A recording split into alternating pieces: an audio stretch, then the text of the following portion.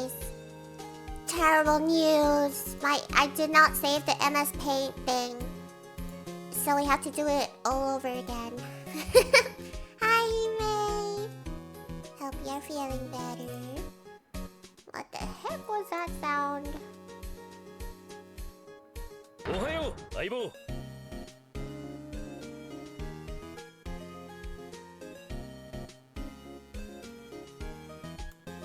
Oof. Just got a pretty bad message. That's okay. We move.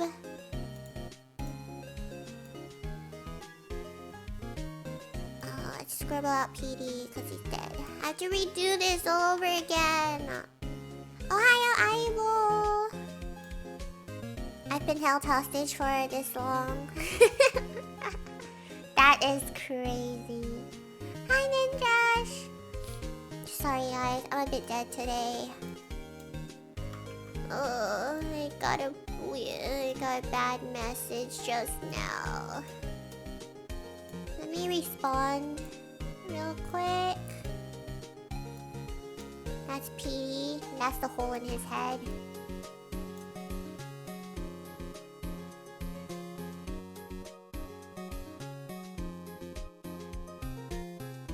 What is that Discord sound I keep hearing? Hello?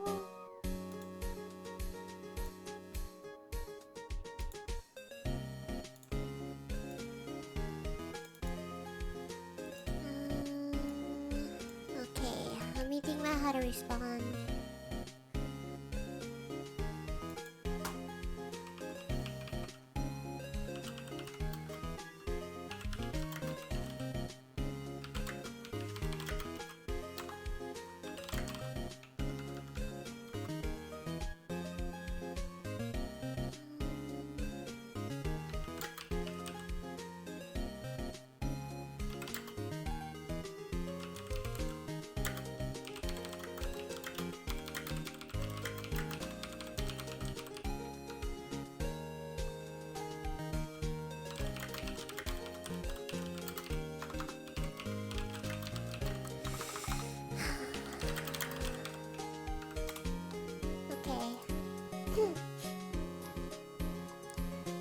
Okay, let's get that out of the way. 7 stream streak, let's go! Yes, happy Pride Month. Happy Pride! I just retweeted a picture of, I think it's Dante and Nero. And Dante's like, hey Nero, it's Pride Month. And Nero's like, okay, what does that mean? You're like, what do you want me to do? Do you not want me to kill gay demons or something? I love that picture. Okay, let's... how many new people did I add? Oh, I forgot! I wish I saved it. Okay, I remember I also put that her name was... Gemma. I forgot if it was Gemma or Gemma. Miss Huang, true.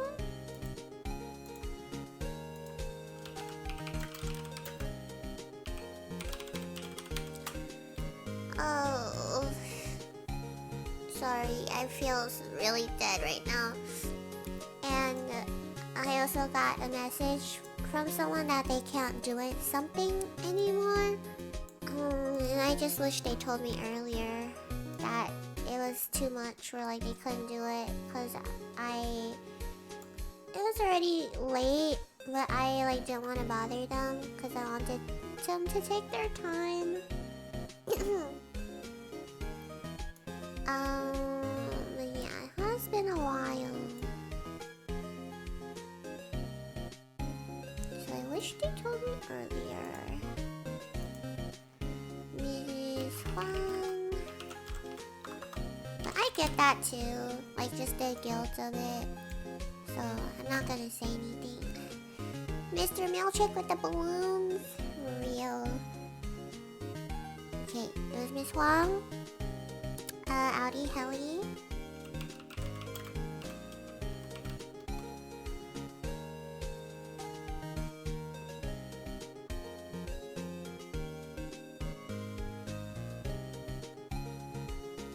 I'll use a different image of her.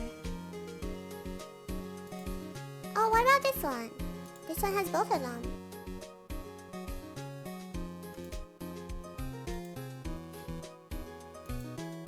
To celebrate this month, the stream chat will be the only place where I will publicly announce that I like women. Let's go! Oops.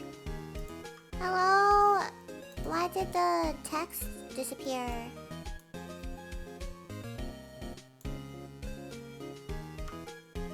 What in God's name?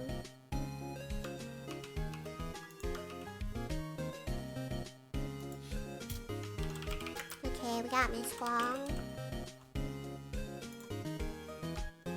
We got Helly, me, and Audi. I'm just gonna replace... Oops.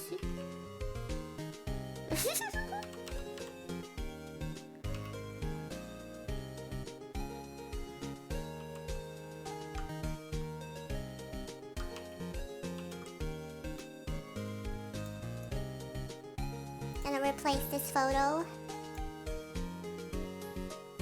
There we go. Okay, Helly, Audi is Helena.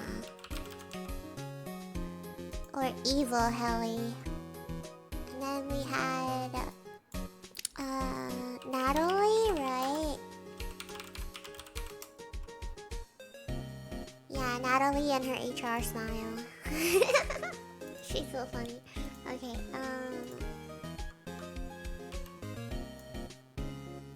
look at that smile. Blink twice if you need help.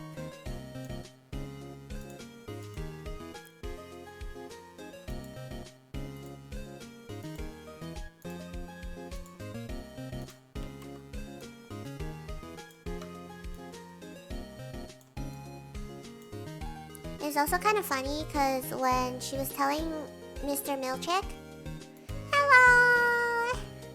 6 months, what the heck? Thank you so much! Oh, man.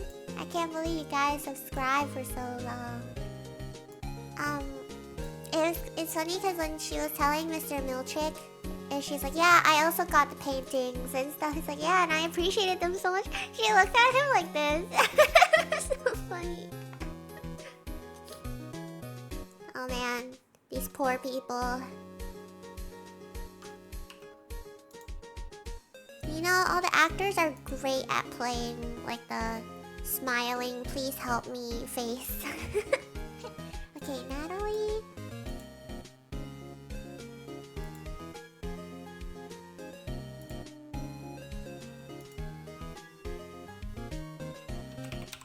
I haven't been able to catch any streams. Always see you go live, but I'm at work. Aww, I'm sorry about that. I do stream when everyone works. But I appreciate you subscribing even if you can't catch any of my streams. That's crazy. I think I did Drummond also. I am EU friendly.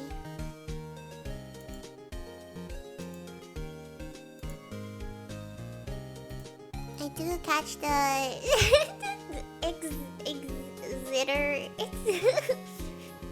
the Twitter post, so that's one. Thanks! Yeah, I just kind of do whatever on there. And I get kind of embarrassed because I remember I'm like, oh yeah, I have new friends, and like, they don't know I'm a loser yet. Mr. Drummond.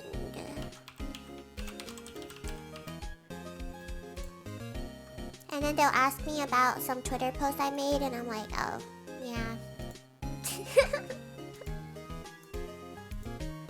Who else? Okay, Mr. Drummond, Natalie, oh, the goat lady, Lauren. Cosplay posts are peak. Thank you! I like sharing them, because I like cosplaying, but I feel kind of stupid when I share them. Not gonna lie. Not gonna lie. Got me feeling a bit stupid. Okay, Lauren. Am I a loser? If not, neither are you. You are not a loser, Hime.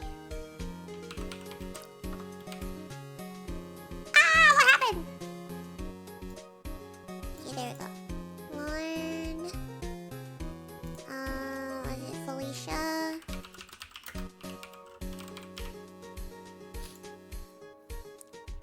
So you are a nerd. Sour true. I am I'm still a bit nervous about that birthday party. Basically, if you guys didn't know, if anyone here doesn't know, I got invited to a birthday party by one of my friends from high school. And she made the cosplay, like she made cosplay as the theme for like how to dress. Except, I think I'm like the only friend she has that's like nerd. Like a nerd loser. So I feel like I'm gonna show up in like full cosplay and everybody's just gonna be like really like casual stuff. Why do I keep hearing Discord sounds? I'm going crazy. Hello? What's happening? Oh, my nose is stuffed. It's Mono. He's pinging you again? No way. This can't be happening. Doesn't he know I'm streaming?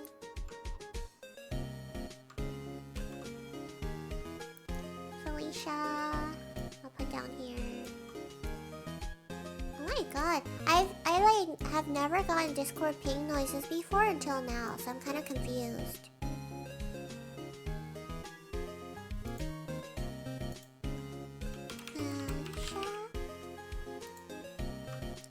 Did we forget someone? Well, if we did forget someone, I'm sure we will remember. But if you guys want, we could put Milchick with the balloons back up.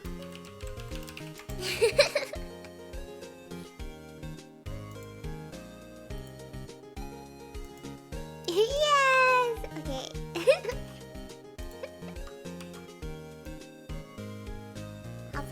I'll put it in the corner so we can all look at it.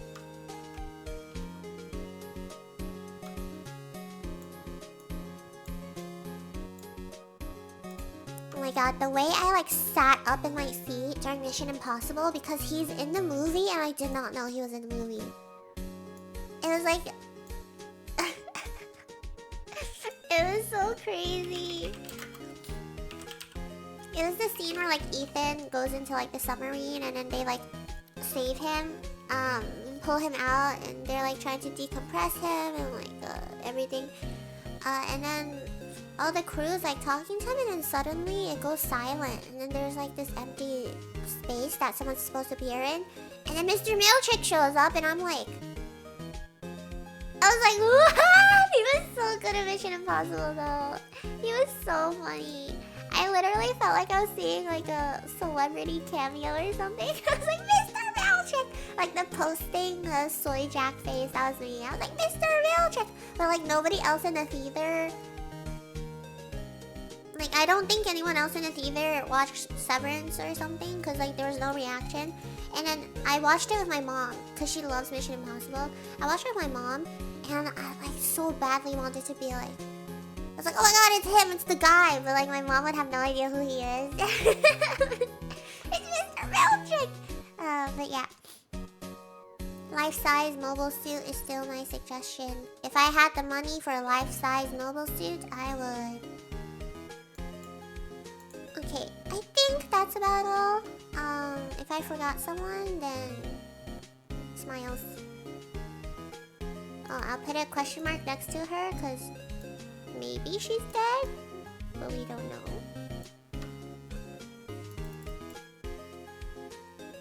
Oh, that is ugly!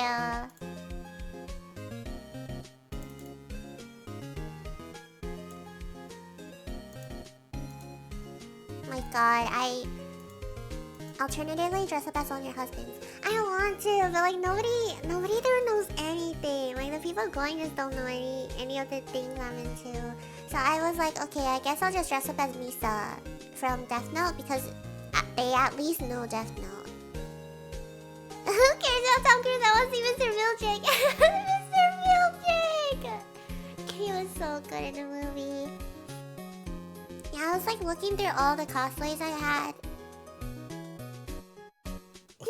Oh my god, my throat is like dead. I was looking through all the cosplays I had, and Tifa and Misa, I was like, okay, they would know who these people are.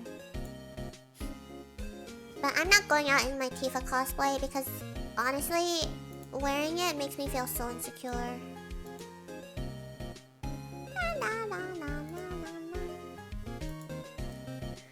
Oh, why would Mono keep sending me posts of art that I like? It's distracting me. Where is the other page? Oh, okay, here it is. Severance? It is Mono? No, not on Discord. He sent it on Twitter. He like shared art of one of my VTuber Oshis. And I was like, please stop! Ban him! Season 2 episode... We're on episode 4, yeah. Oof, it's about to get bad.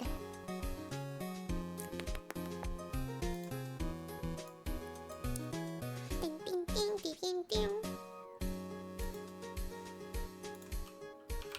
I need you guys to see this image though. I'm just gonna put it up real quick. Let me stop the music.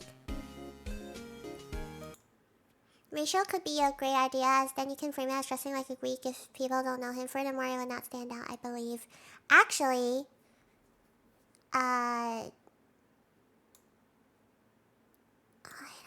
think it's fine to say, because we didn't really finalize it, but DK started playing Star Rail again. And she really likes Aventurine, which I knew she would. Aventurine's like really a her character. And I adore Aventurine and Ratio. With me, together. No, but I was like, you could cosplay Aventurine, and I could cosplay Ratio. And she's like, yeah, okay. And I was like, yay! Well, so... Okay, so here's the picture. Yes, I can't wait. I want to be Fem Ratio so bad.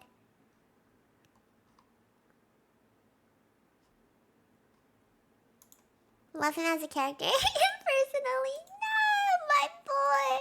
Okay, so episode 4, right? This episode is intense. Okay. Look. This is what episode 4 looks like. Why is he in that hat? Why is he in the hat? Irving, what's going on? This being said politely and positively, Fem Ratio with badongs. You want the Fem Ratio boobies? Intense? Like camping? So that's the picture. And the episode is like this. Basically, they are all dressed in these clothes. This is what they wake up in, okay? They wake up in these, like, out of nowhere.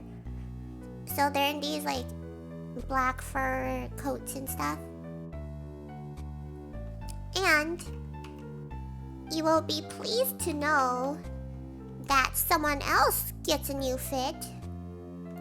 Are we ready?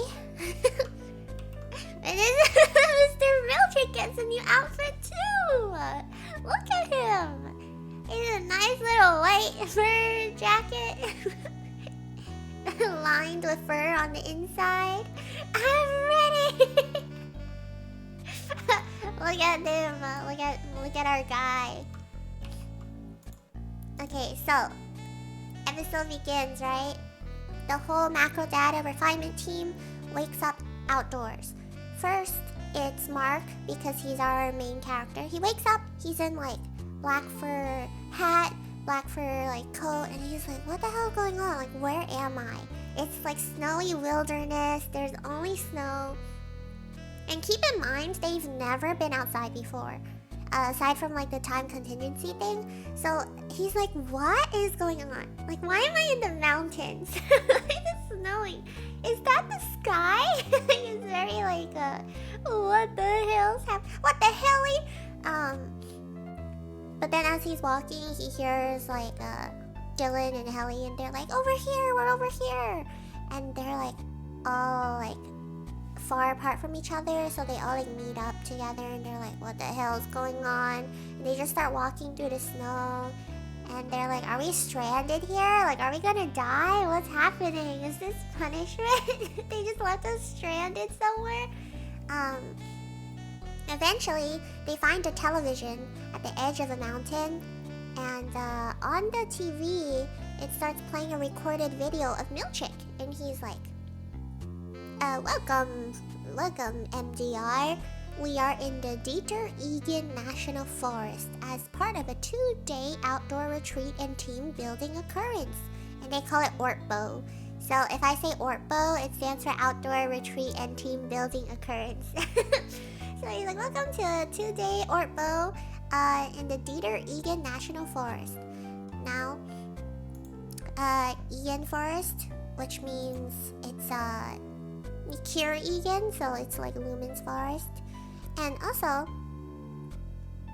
oh my god, I'm getting Discord pinged like crazy. I only follow cute bottoms. Hello?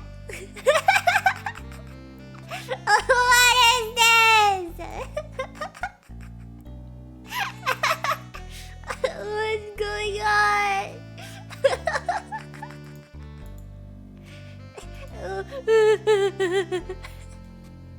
Immediately displays bottom energy by crying. Thank you for the follow, I think. Also, let me answer you real quick, Hime.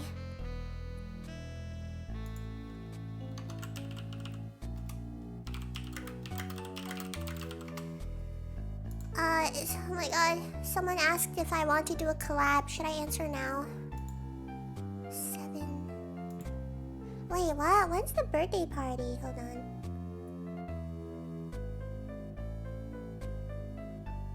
Birthday party.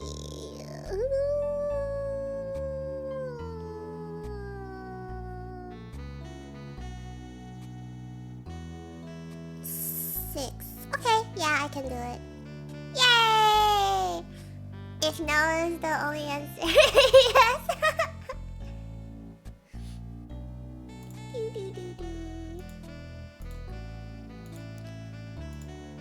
Okay. What was I doing? I forgot. I only follow cute bottoms threw me off. It was really funny. I thought that only happened on Twitter. I thought I was safe on Twitter because I didn't get any follows. I was like, oh, thank God.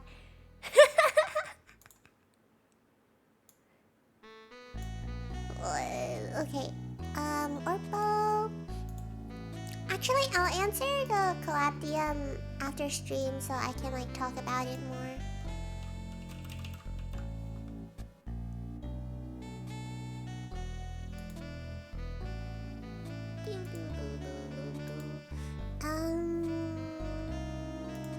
Where am I? Oh yeah, so they're watching the TV with Mr. Milchick. And they're like, okay, so we're on a team bonding work trip? Question mark. And they're told that the Lumen founder Kier Egan wrote a 4th appendix to the Lumen handbook shortly before he died, and they have to find the volume of that appendix inside a grotto known as Scissor Cave, where Kier is said to have first tamed the 4 tempers. So if you don't remember what the 4 tempers are, Kier Egan is basically like their Jesus. And the appendix and books and whatever are like their Bibles, and they just like read it all the time. And the 4 the 4 tempers, it's basically like the 7 deadly sins, but in the 4 tempers are woe, frolic, dread, and malice. So woe is just, sadness, melancholy, grief. Frolic is joy, like merriment, like frivolousness. You cannot have fun, basically. They're like, kill your whimsy. Dread is like fear, anxiety, apprehension. Malice, anger, rage, and desire to harm. And I don't remember if I said this in the previous recap, but the 4 tempers basically represent the 4 MDR people. So we have woe, which is Mark, right? It's his grief and sadness. He's struggling with overcoming the grief of his wife. Frolic is kind of Dylan. He's always playful and optimistic. He always like messes around, makes jokes and stuff, which he is often like told off for. Dread is like Irving. It's just like his anxiety, and then especially season 1, he had like such severe anxiety to following rules and stuff like that. Like he would freak out whenever they broke any rule, right? And he's just really nervous in general. He doesn't know what he's doing. And Malice is a Helly, because Helly is like very defiant. She just really wants to struggle to escape.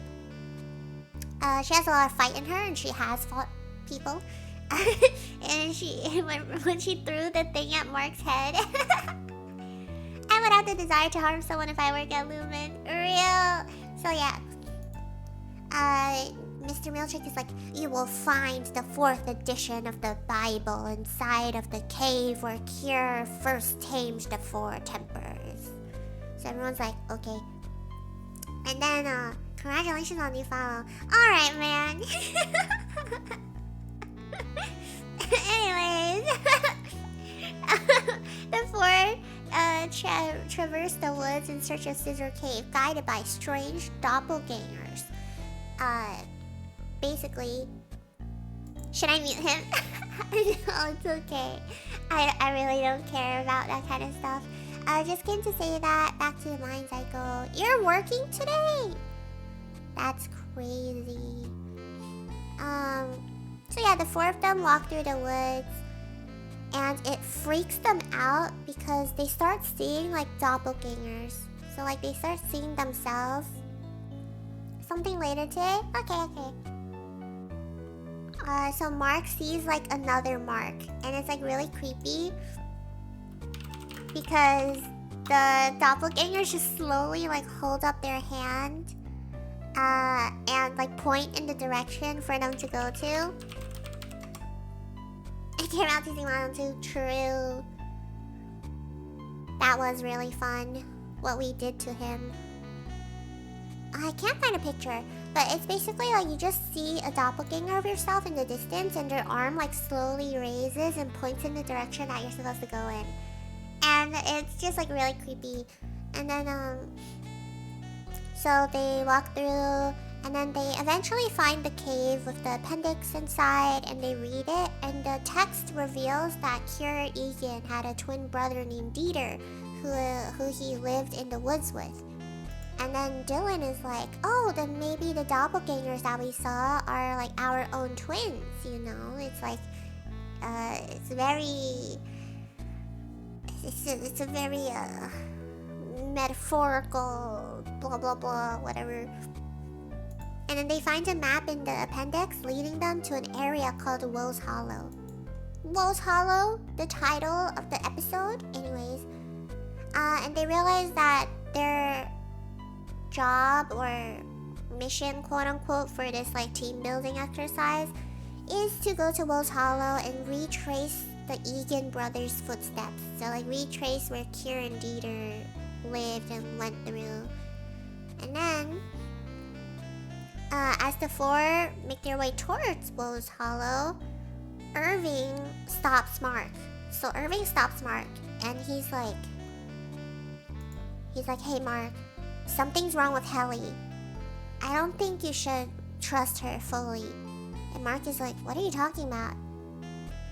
And Irving is like, I don't know, I just find her story about her whereabouts during the overtime contingency to be suspicious. Like night gardener? Who gardens at night? Her story just doesn't make sense. So Irving's telling Mark, like, I don't think we should trust Helly fully. She must have seen something, or she must be hiding something from us, right? But Mark, who has a case of goo goo gaga eyes, who has a case of I have a crush, Mark completely dismisses Irving, and he's like, what? You're crazy. He's like, what are you talking about? That's Helly. Like, that's our friend. What are you saying? So he dismisses Irving, and he just walks away.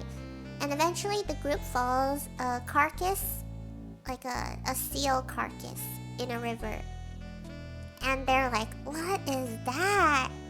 And because they've like never seen stuff like this before, right?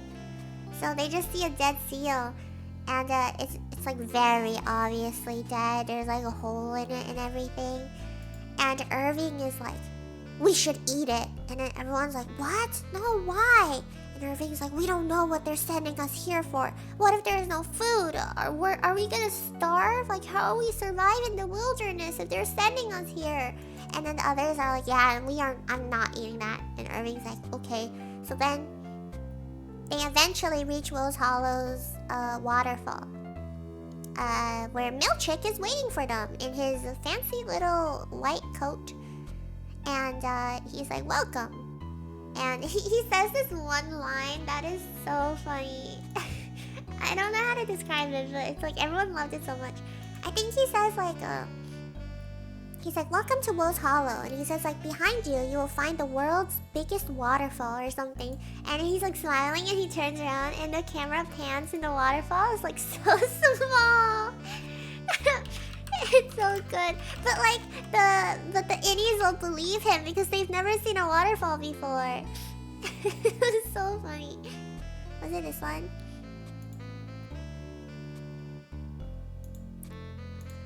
Yeah, I can't find the whole thing, but let me scroll through this video.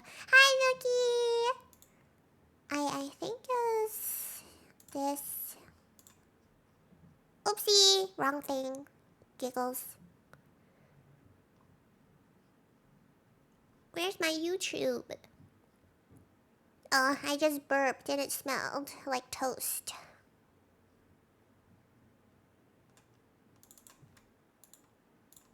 Oops, Severance. There we go. TMI. Oh, here. Toast. What is this?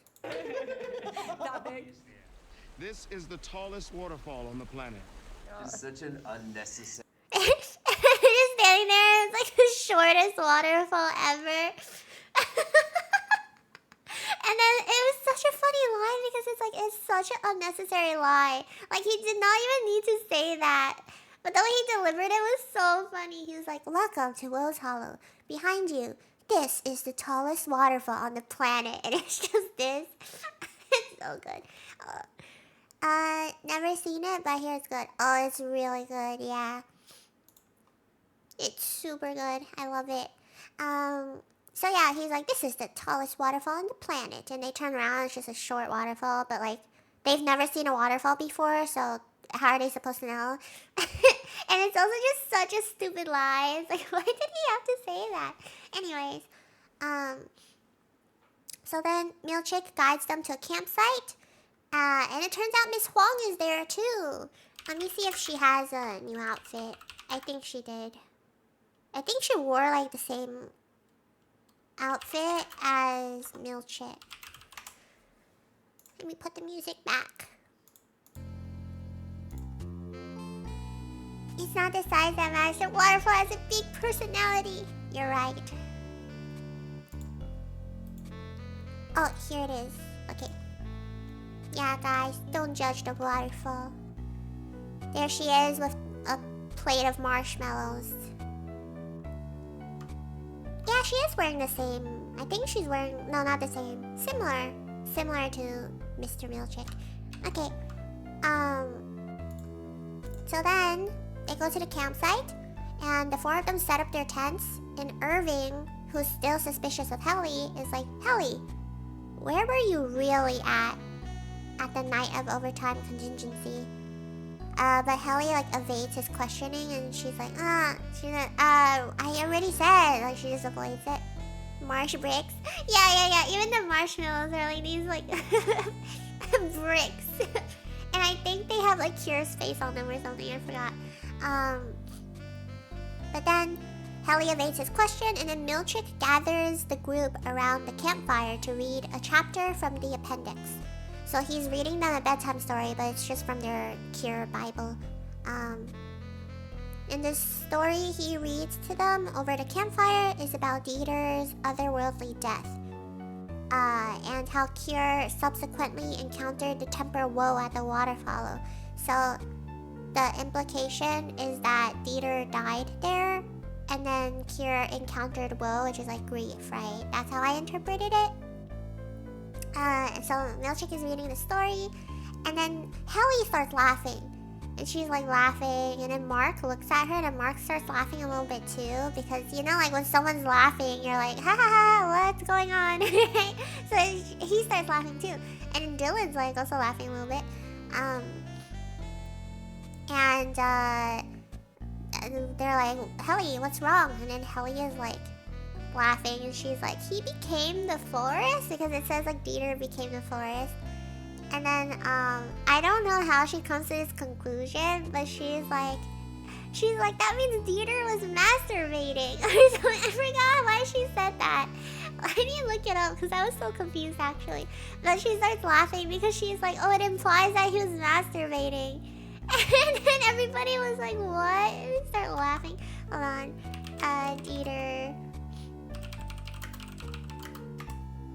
Yeah, I did not understand her.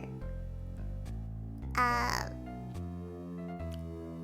didn't understand the correlation, but maybe I just missed something. For the text of Sam.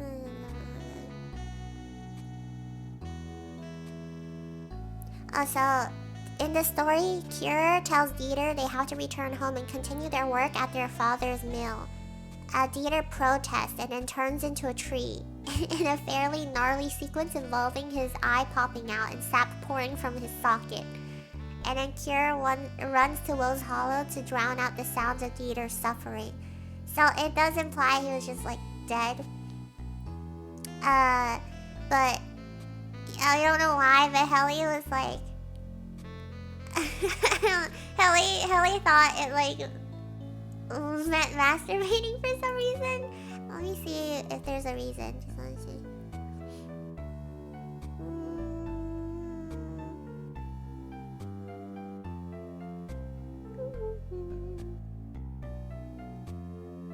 Oh, actually, she's onto something. She's onto something. Hold on.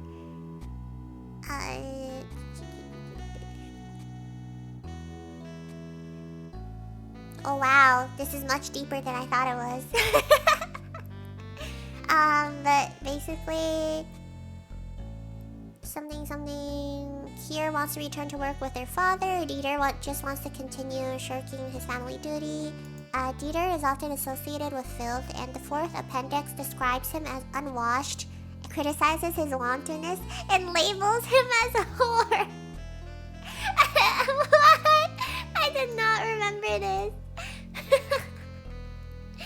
Okay, anyway, so Kelly starts laughing and she's like, oh my god, Dieter was masturbating. And then she's like, and the sap is like what happens at the end, you know? And she's like trying to get them in on the joke. And then Mark starts laughing because number one, it's like, what is she talking about? So he's like laughing. But number two, also like he has a crush on her, so like he's gonna laugh at everything she says. So he's like, ha ha ha ha. And then Dylan also starts laughing because Dylan loves fun and whimsy, and Dylan's like, oh my god, that's hilarious. And then Irving is like kind of like, what? Irving's still really suspicious of Helly. It's like he's like, sure.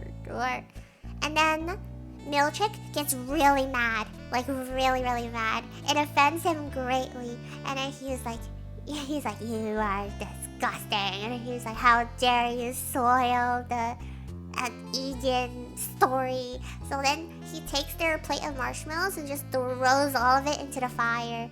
And they're like, what? Why'd you do that? And Mark is like, oh, come on, Mr. Milchick, you didn't have to do that.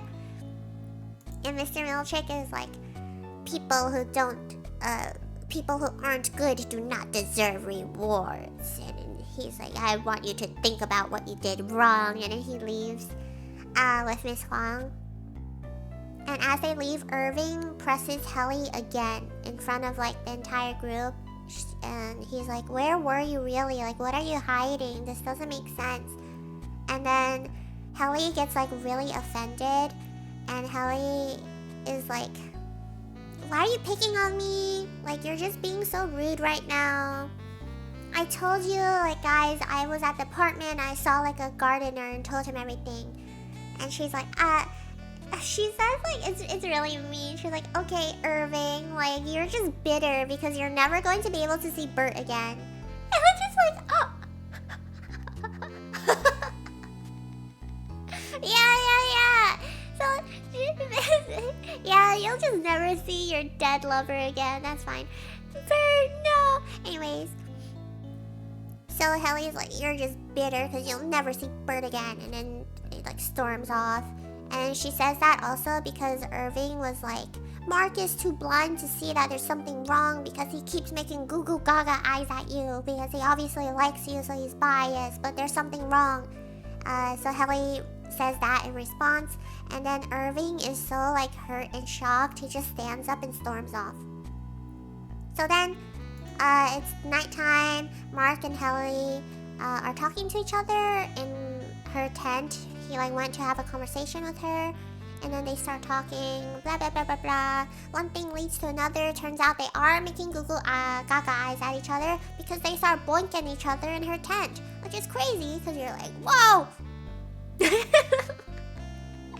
And it's framed in, okay, how do I describe this? It's directed specifically in a way so that them having intercourse is like there's a lot of like back and forth between scenes in Severance, right? So they like show one scene playing at the same time as another scene. So they show Mark and Helly having intercourse at the same time as Irving is like walking through the forest. Like he's just storming off somewhere. We don't know where he's going. Like he's just upset. So they're like boinking each other at the same time as Irving is walking through the forest. And then Irving is like walking through like, you know, the Silent Hill fog. It's like him right now. So he's walking through. He sees like a bunch of scary things. Like there's like creepy noises. And meanwhile, Mark and Helly are still boinking. And it keeps like flashing between the two. And you're like, oh god, Irving. And so then, Irving is walking through the forest, and then his torch accidentally like goes out, so it's just like complete dark now, and he sees like the dead seal that they encountered before, and then he like, I think he like sits down near it or like next to it, I think, and he ends up falling asleep, like just in the middle there. And at the same time, Helly and Mark are boinking, and Helly is like, you know what, the truth is, I didn't tell you guys about what happened on the outside because I was ashamed of who my outie was. And then as they're boinking, Mark suddenly hallucinates. And he sees Gemma's face flashing over Helly's. Oh, what the Helly? No. Yeah. The way I interpret it was, you know how in the previous episode, Ragabi was trying to reintegrate Mark, so like kind of combine his outie and innie. So I think that's happening at the same exact time, and their memories are merging, and that's why he saw Gemma. So that's what I thought. But yeah, basically he sees Gemma's face at the same time, and you're like, no, Mark. Anyways, so Irving fell asleep, and he has like this nightmare sequence. It's like this frightening nightmare sequence dream where he finds like a MDR cubicle, the macrodata cubicle in the forest. So he sits down and starts working. And he's like working on his files, he's filing the numbers, and then suddenly the cubicle screen door next to him comes down, and I don't know how to describe it. The screen like comes down, right? So he turns around and looks over, and it's Bert like smiling at him from the other side. And it's like so sad because he gets so happy, and the face he makes is like pure joy. It's like awful. So he gets really happy because he sees Bert on the other side of the cubicle in his dream. But then in the cubicle in front of him, he sees like a personification of woe, which is one of the four tempers. And it's kind of scary, actually. Hold on. Let me show a picture.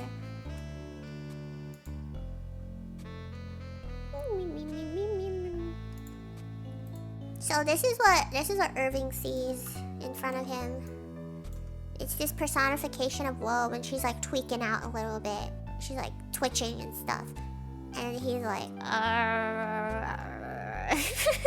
but he keeps working. And I believe he also starts seeing like the black paint. Maybe I'm remembering wrong, but like the black paint coming out and stuff. It's just a whole nightmare sequence. And he sees the numbers on his MDR terminal like contort into patterns made of letters, and it spells out Egan. So then the next morning, Irving goes back, right? And he finds Helly by herself at Woe's Hollow. And he confronts her, and he's like, I think you're a mole. And he's like, I have a suspicion that there is a mole, and I think you're the mole. And he's like, something is terribly wrong. So then, to prove this, okay, it's about to get crazy. So he calls for Mr. Milchick, and he's like, Mr. Milchick! And Mr. Milchick turns around, and he's like, yeah? And then Irving grabs Helly and just shoves her into the water and starts drowning her. He's like, Mr. Milchick, give us back the real Helly now, or I'm gonna kill this one. So he starts drowning Helly, right? And Helly is in the water. She's drowning. And then he like pulls her back up, and she's like, Irving, stop! What are you doing? And he like shoves her back, and she's like, she's like drowning. And then everyone's like, what the hell are you doing? And Mr. Milchick is like, Irving, stop this right now. You're crazy. What's going on? And Mark is like, Helly! He like runs over, and they're like on a cliff. So they're on the cliff of the waterfall, so they can't get to Irving like that fast. That's why no one was like doing anything at first. And Mark is like, Irving, stop! Like, what's wrong with you? And then Dylan starts yelling at him too. Dylan's like, Irving, like, what the fuck is wrong with you? What are you doing? And the whole time, Helly's like, and Irving is like, give me back Helly! Give Helly back to me! Give us Helly back! So then everybody's like, stop! And then Irving says out loud, and he is like, I know it! Helly's Audi is an Egan! It was in my dream! And then he's like, she has been undercover the entire time since our team returned to macro data refinement. And because that's when he felt like something was off, right? When they all came back after 5 months, and he like started suspecting Helly because her story made no sense. So he's like, I think that she has been undercover the entire time as an Egan. And then he starts drowning her again, and Mr. Milchick is like, you're crazy, what are you talking about? There's no way. But then Helly is like actually about to die. So then Irving pulls her back out, and Helly is like, okay. And then she screams at Milchick, and she calls him Seth. So you're like, oh. So Helly goes, Seth, just do it! The way she said it was so funny though. She was like, Seth, go on! And then Milchick is like panicking, and he picks up the phone, and he like calls someone. And he's like, turn it off, kind of thing. Like, he says, turn it off. So then, something happens, and then Helly, like, wakes up. So you're like, oh my god, Irving was right the entire time. Like, that's crazy, because the whole time you're like, okay, he's going a bit nuts. Like, she is suspicious, but like, I don't know. I never expected that it was because she was her Audi, like, the whole time. But anyway, so Annie Helly wakes up, and she's like, what's going on? She wakes up like half drowning. So she's like, what's going on? And then Irving is like, oh, Helly, you're back. And then he like hugs her. And Irving starts stroking her hair and like comforting her. And Irving's like, I'm sorry, Helly, I'm so sorry. And then you're just like, oh, because you know Irving really likes Helly. Like, they all really like each other, right? But Irving is, like, so soft with Helly, and he's like, I'm sorry, Helly. Like, I'm so sorry I had to do that. And then he's, like, comforting her. And as they are all, like, disorientated, Milchick says, like, oh, Irving, from this moment on... Yeah, we're gonna get to that. Yes, that was Audi Helly. So, Irving says, like, from this moment on, you are no longer a member of the Macro Data Refinement Team. You are, like, to be terminated effective immediately. So, fires him on the spot for attempted murder of a colleague. And he orders Irving to turn around and walk into the forest and, like, not come back. And then everybody is like, what? So Dylan is freaking out because Dylan, like, adores Irving. Like, again, we found out in the previous episode that Irving was one of the best parts of, like, even working there. And if Irving wasn't there, he just doesn't see the point in even working there. Because, like, without each other, they basically have nothing, right? They're all each other knows. So then Dylan starts feeling, like, so guilty because he's like, oh my god, Irving, I should have listened to you. Like, I thought you were just crazy and I didn't listen, and now, like, this is happening. And for people that don't watch Severance, if they get fired, it's basically them going into non-existence, so they just die, basically. And so Milchick tells Irving to turn around, walk into the forest, and, like, never come back. So Irving starts walking into the forest really slowly, but instead of looking, like, sad, he looks kind of, like, content, or kind of at peace. That's how I saw it as. And I think it's because he, even in the beginning, he was like, I have nothing left here, you know, like, Bert is gone. He didn't feel like continuing on, and he was always just like, well, if Bert is, like, non-existent somewhere, then if I'm non-existent somewhere, at least we'll be together somehow. So he seems, like, okay with this happening. And he's also, I think it's also just, like, he's glad that he brought Helly back, kind of thing. But the whole termination scene is crazy. Hold on. Oh, let me see if they have it on YouTube. La la la la. That was his plan back in the last episode, right? Yeah, last episode he's basically like, I'm gonna kill myself. I have nothing left here. And he only stayed for them. So, yerp. Was it this one?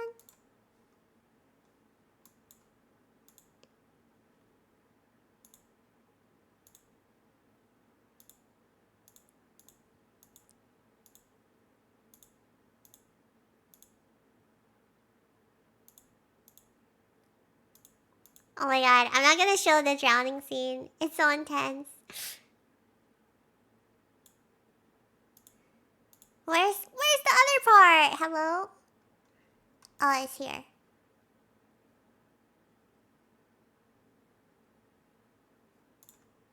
Okay, this sound is kind of quiet, but you can see the subtitles. It's very... The way they delivered it was like, oof. Okay.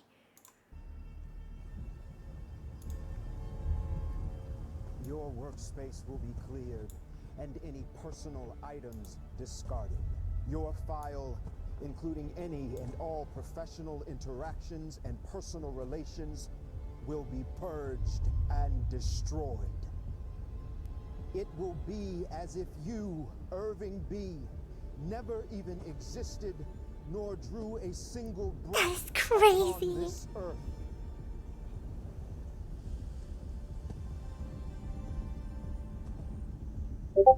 May Kier's mercy follow you into the eternal dark. That's so crazy. Now. And then, oh my god, who's messaging me? Yeah, and then he just dies. Why am I getting Discord pings? I never had this problem before. Hello?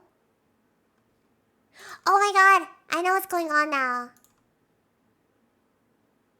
We hear your Discord pings. Yeah, I'm aware. Don't worry. Yeah, it's set to do not yeah, it's usually set to do not disturb. I'm hearing it because I set it to invisible because I didn't want any of my friends to see that I was streaming. Okay, I'll set it back to do not disturb.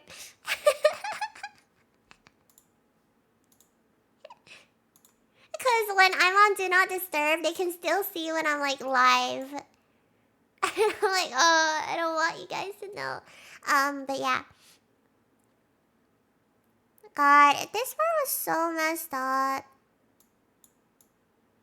Was it? Yeah. So basically, his entire file. So any person's interactions with him will also be erased, like at Lumen. So it will legitimately be like he never, ever, ever existed. Like if you look for any sort of proof that he was at Lumen, it just won't be there. So everything is gone. Everything will be erased, and as he said, like it will legitimately be like he never even existed. It's so messed up because I love Irving. We know. And that's how the episode ends. Just Irving dying. Ugh, God, not my Irving. No. This sucks so bad. Oh man, Yaoi is now completely gone. I can't believe this is happening. But yeah, so we lost Irving, and it turns out that it was Helly this whole time. So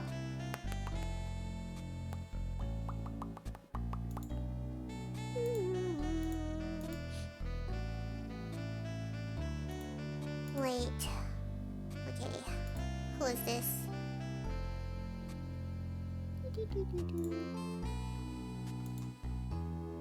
So at the beginning of episode 5 is called Trojan's Horse. So you're like, at the beginning of episode 5, someone called the Doctor, whose face we never see, pushes a cart down the hallway while whistling like a tune, and he opens. He goes to Elizabeth and Felicia. Elizabeth is another O&D worker, but we know Felicia was the person Bert worked with. So he goes to Elizabeth and Felicia, and he asks them if they have something. They're like, oh, do you have it? And Elizabeth opens a door and pulls out a tray of instruments, and she hands them to the doctor. And he thanks her and then leaves and continues to whistle as he goes down the hallway. And he takes the instruments down a really dark hallway, and it enters the elevator at the end. So it's the hallway that Irving keeps like seeing and painting. So you're like, where are they going? What is this? Anyways, we're in the Audi world, and Mark takes pills out of a pill sorter, and then he answers his phone and tells Devin that the weekend retreat thing did not go well at Lumen because apparently his innie fell off a rope, and he's not hurt, but he got a bit wet. So you're like, okay, it's just Lumen lying again. And Devin asks if he has any idea what actually happened, because now they're like suspicious of Lumen, right? So Devin's like, I doubt that you just fell off a rope or something. Do you know what actually happened? And Mark is like, no, I have no idea, no memory of it. So he opens the fridge and takes like one of many identical bottles of liquid out. So you're like, what is happening? Because Mark has been like, Mark is popping pills and drinking mysterious substances. And then Devin asks him if he was able to burn the message into his retinas, his corneas. Remember, they were trying to get the message like, oh, who's alive, to any Mark, because that's the last thing he said before he left. And then he tells her that he can't get it to last long enough, so he's going to keep trying. He drinks the dubious liquid. And then his door opens, so he ends the call with Devin abruptly and says like, I had to get to work. And it's Ragabi at the door, and she tells him that he needs to get his dryer fixed. And Mark is like, well, you could also just not live in my house. And she's like, well, yeah, but I can't keep coming in and out of your house while I'm trying to reintegrate you, or else someone's gonna find out, you know? It's gonna be suspicious. And then he asks her if she thinks that they're being watched. Because he's like, do you really think that they're just watching us the whole time? And she's like, well, it depends on how dumb you've been playing it. And I don't know about you, but I don't think Mark is the best actor. So I think they're probably being watched. And then he's like, okay, when will we continue with reintegration? And she's like, oh, probably tonight, but I'll decide later. And he's like, I haven't remembered anything else, but maybe my innie has remembered. So we're like, yeah, your innie has remembered. Your visions are colliding. Miss Selvig in the bushes. And then we see Helena, evil Helly. She meets with Natalie and Mr. Drummond. Right here. Mr. Drummond. Oh, big stinky guy. Natalie. Oh, pretty lady. She meets with them. And she took the rest of the weekend to recover because she almost died from drowning. And she's like, yeah, I'm fine. Will I be updating my father later? And they don't answer her. So she's like, well, I think my father should hear it from me firsthand. And Mr. Drummond is like, well, we decided to not tell your dad about what happened. And Helena is like, okay, well, can you at least let him know that his daughter is alive and well? And Mr. Drummond is like, the medical team says your tempers will be rebalanced quickly, which is like, your what? Your 4 tempers? It's very weird. Instead of being like, oh yeah, you'll recover soon, they're like, your 4 tempers will be rebalanced quickly. But some residual trauma is to be expected. And Mr. Drummond suggests arranging another obligement session this evening. And Helena's like, no, I'm fine. Like, I'm good now. And Natalie starts reporting and she says, we're very close to finishing. Mark is at 81% on Cold Harbor as of Friday, so it won't be much longer. And Helena is like, I'm not going back down there. And they're like, well, you're not going back down there, but Helly is. Because Mark can't work unless Helly is there. And we need Cold Harbor finished. Yeah, like, what the hell is Cold Harbor? Anyways, and Helena was like, do I have to remind you that my innie tried to kill me? And then the other one, she calls Irving the other one. So she's like, and then the other one tried to kill me too? These innies are animals. And then she's like, I'm going to keep faking being Helly. And they're like, no, we can't take that chance because they found out it was you. And Helena's like, okay, does Jamie approve, her dad? And Mr. Drummond is like, well, he encouraged it.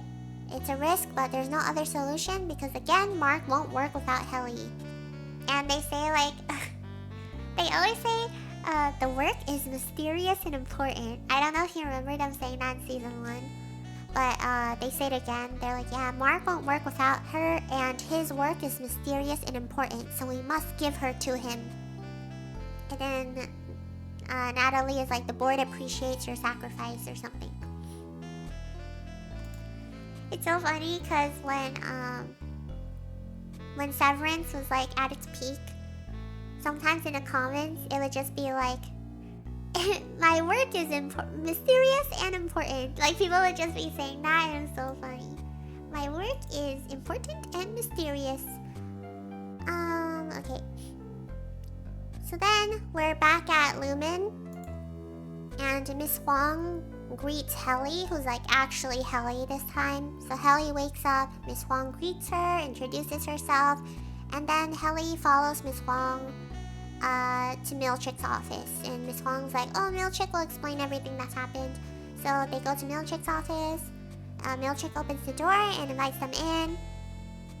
And Helly is like, okay, what the hell is going on? And Dylan is there too, and Dylan's like, where's Irving? And Helly is like, yeah, why was Irving trying to drown me? And then Mark is like, was Helena spying on us the entire time? A lot of questions. And then Milchick says, what we did was called a Glasgow block.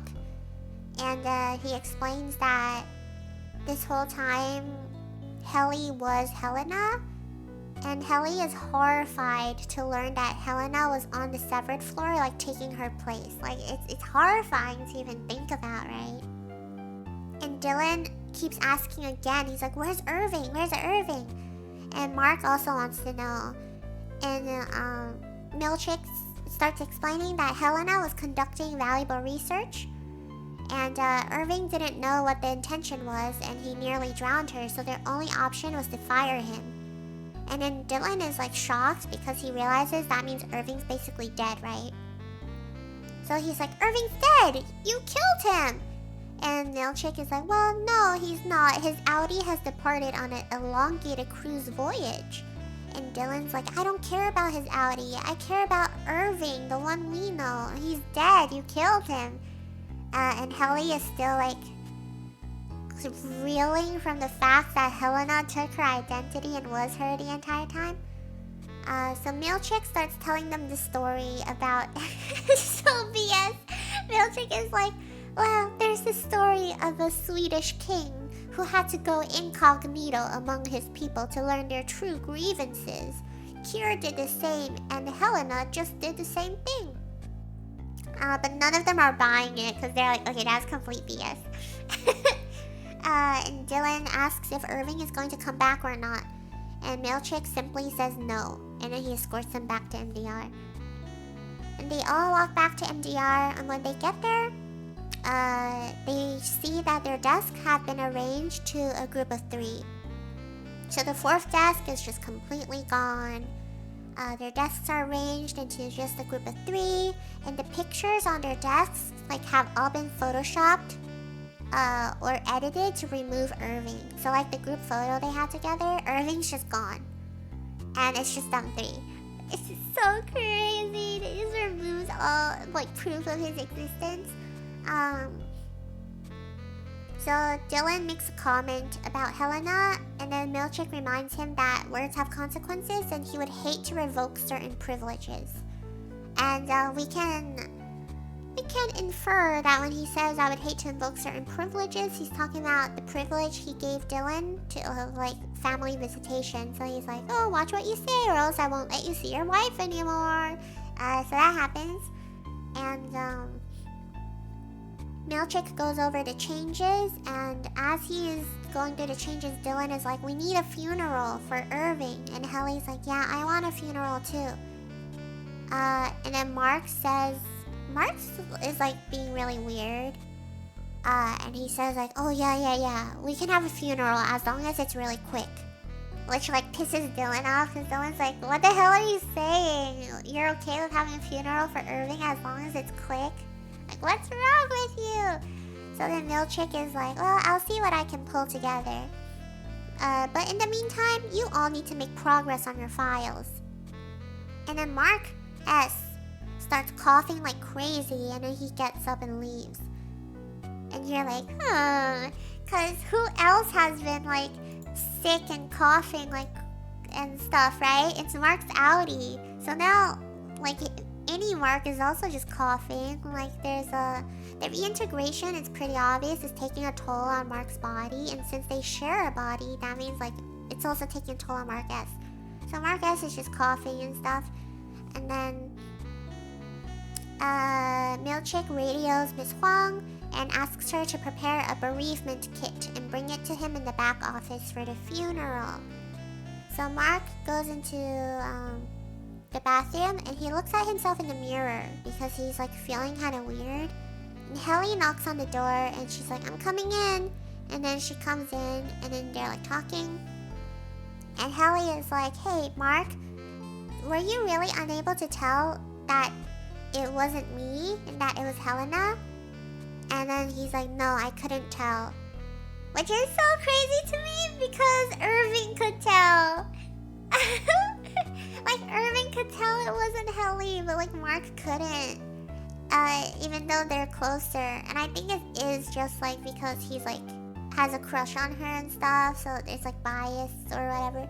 But that was just such an interesting detail to me. Yeah, and Mark bonked her. That was such an interesting detail to me that Irving could tell it wasn't Helly. Because Irving pays a lot of attention to all of them. And then Helly is like, well, what was she like, Helena? And he's like, well, she was like you, and you're like her. I don't really know who she is. And Helly was like, you do know. And then she says like, it's not my fault that my Audi hijacked my body. And Helly asks what happened to Mark up there, but he doesn't say anything. And he's like, it doesn't matter. And then she asks him if he wants to hear what happened to her. And he says he doesn't and just wants to forget it. So he's obviously going through it because of the whole like they bonked, but it like wasn't her. Yeah, Mark is just simping, man. So then Milchick gets things ready for the funeral, and Miss Huang is like, I thought bereavement events were for innies who died on the floor. And he's like, well, they are, but this will help the others to grieve for Irving. And Miss Huang asks if she can say a question. And then he's like, go on. And Miss Huang says, we shouldn't let them have a funeral because it makes them feel like people. And then Milchick is like, that's not a question, but an unsolicited opinion. You're like, damn. Yeah. We shouldn't let them have a funeral because it makes them feel like people. It's crazy. So then Miss Huang asks about when Milchick's performance review is. His first performance review, which is later in the day. And he says that he'll get the refreshments ready and tells her to focus on the mournful signage. So then the funeral starts, and normally when an innie goes to be with Kier, they hold a retirement party with the person attending, but given the events, that's not feasible. So Milchick is like, because Irving is not able to be here with us for his own retirement party, I don't know what to call it, funeral, he will give them 9 seconds to remember Irving silently and thank Kier for their time with him. So they do like 9 seconds of silence, and then once that's done, he invites Dylan up to give a eulogy. And I will need to find his eulogy.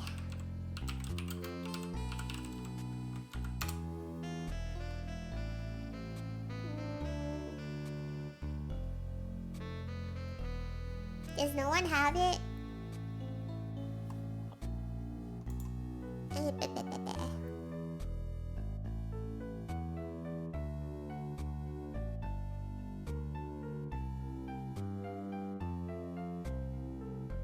I guess I'll find the video.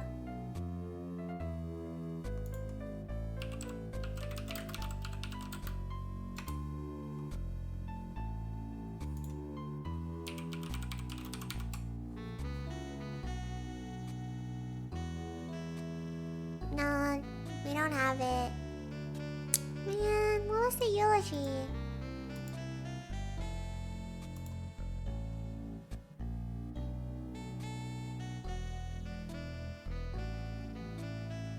It was so good though.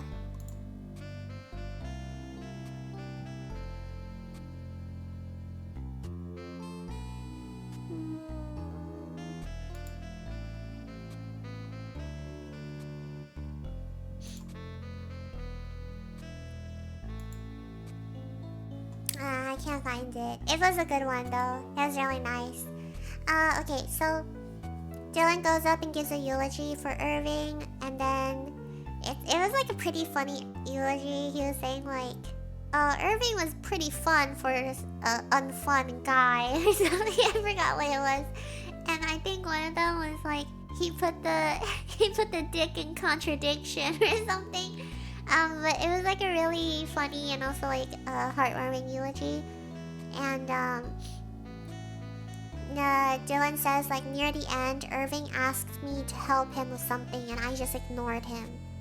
Irving would have been justified to tell me to fuck off, but he didn't. He was awesome and I really, really miss him.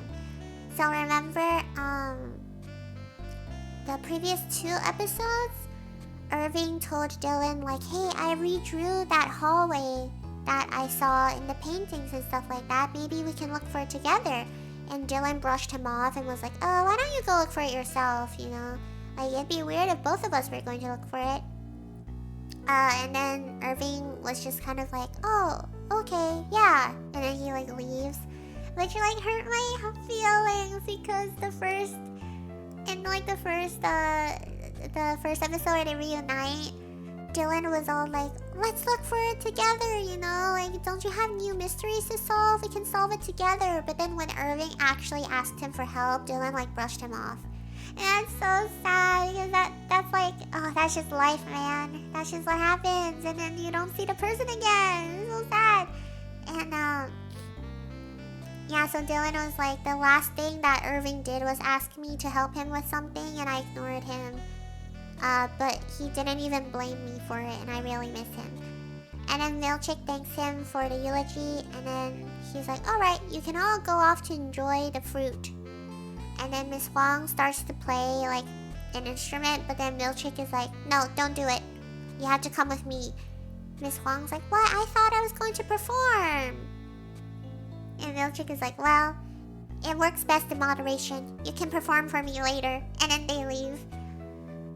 And it's very weird because at Lumen, when they have a retirement party, they make like a fruit head, like a watermelon head of the person who's retiring. So, they made like a fruit head of Irving. It's like really unsettling. And it doesn't even look like him. And Mr. Milchick is like, you may now partake in the... what is it he says? He says something like, you may now briefly... Please, show it to me. Oh, he says, you may now briefly partake in Irving's fruit head. Anyways, this is what it looks like.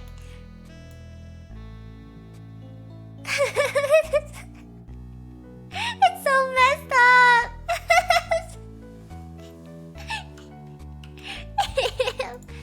And it's so sad because Dylan is just grieving.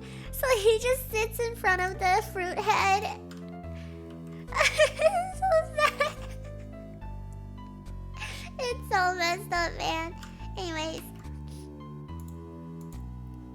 So yeah. Mark looks at the melon and then he eats it. And then Helly asks Dylan if he's okay.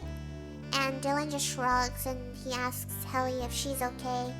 And she's like, yeah, I'm okay. And then Helly sees Mark leaving. And Mark is like, I have to go. I need to get back to work. And then Helly gets upset because she's like, what's your problem? Like, you don't even care that Irving's dead? Like, you're just leaving? Also, when they asked for the funeral, and he was like, yeah, I don't mind if it's fast, you know? And then Dylan is like, no, it's okay, Helly. Like, just let him go. And Helly is like, but his friend is dead, and he doesn't even seem to care. And then Mark turns around, and Mark is like, he's not dead! He's just not here! And it's like, oh. What is going on? And Mark leaves. He's like turning very corporate again, you know? So then Mark leaves and Dylan asks Helly if the two of them have caught up with each other again. And then Dylan's like, yeah, did you guys catch up? Did you guys have time to catch up? Did Mark tell you that Miss Casey is his wife? Which is like, whoa. Wait a second! Dylan! You can't just say that! But Dylan's like, oh yeah, did Mark tell you that Miss Casey is his wife? And Helly is like, what? And then,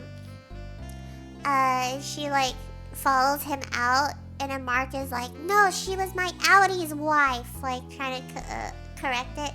And then Helly is like, Mark, why don't you talk to me? And then he's like, well, what do you want to talk about? And then she's like, I don't know, the Miss Casey thing? What are we going to do about that?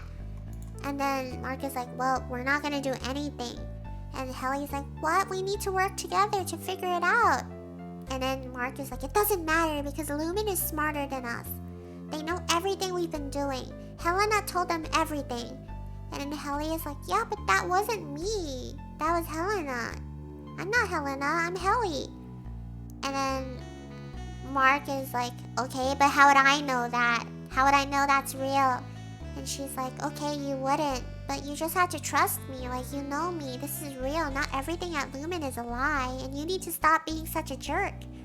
She's like, yeah, tell him. Tell him. And then we cut to Natalie and Milchick. And Natalie is like, hey, are you excited for your first performance review as department chief? And then before they start, Milchick is like, can I have a word with you? And she's like, okay. And he says, you know, the paintings that we both received, if you don't know what I'm talking about right now, basically, Milchick got promoted to department chief, and to thank him, they gave him a set of paintings. That was basically like the founder, like their Jesus, Cure Egan, paintings, but they painted over it to make Cure Egan black. So they would be like, oh, you can see yourself in him. It was very weird. So yeah, Milchick is like, about those paintings that we both received. I'm grateful for them and the appreciation they show, but I was wondering if maybe you could share how you felt when you received the paintings, because I think we've had similar experiences, including complicated feelings over the paintings. And then Natalie just stares at him, and then she smiles and she's like, Mr. Drummond is waiting. You're like, oof. Natalie won't even have a conversation about it. And then they go into the meeting, and meanwhile Dylan is staring at Irving's melon head, and he's like, well, I guess this is it. I'm sorry I let you down, Irving. And then he notices a poster hanging across the room, and he like kind of tilts his head like he thinks something's a bit off, so he gets up and he goes to the poster and he reaches behind it. And behind it he finds a paper taped to the wall with like a note on it. And it says, note from Dad. Which is like, oh, Irving! Irving! Because in season 1, whenever he saw them, he'd be like, what's for dinner, kids? It's so sad. Anyways, so Dylan finds a note on it that says from Dad. And then on it are instructions to like go somewhere. So we can assume it's instructions to get to the hallway, right? And then on the back of it is a drawing of the hallway Irving had been painting. So Dylan looks at it and then he puts the note back where he found it and then leaves. That's so sad, man. Irving straight up like finally being like, yeah, I'm aware I'm your guys' like dad figure. But it's too late.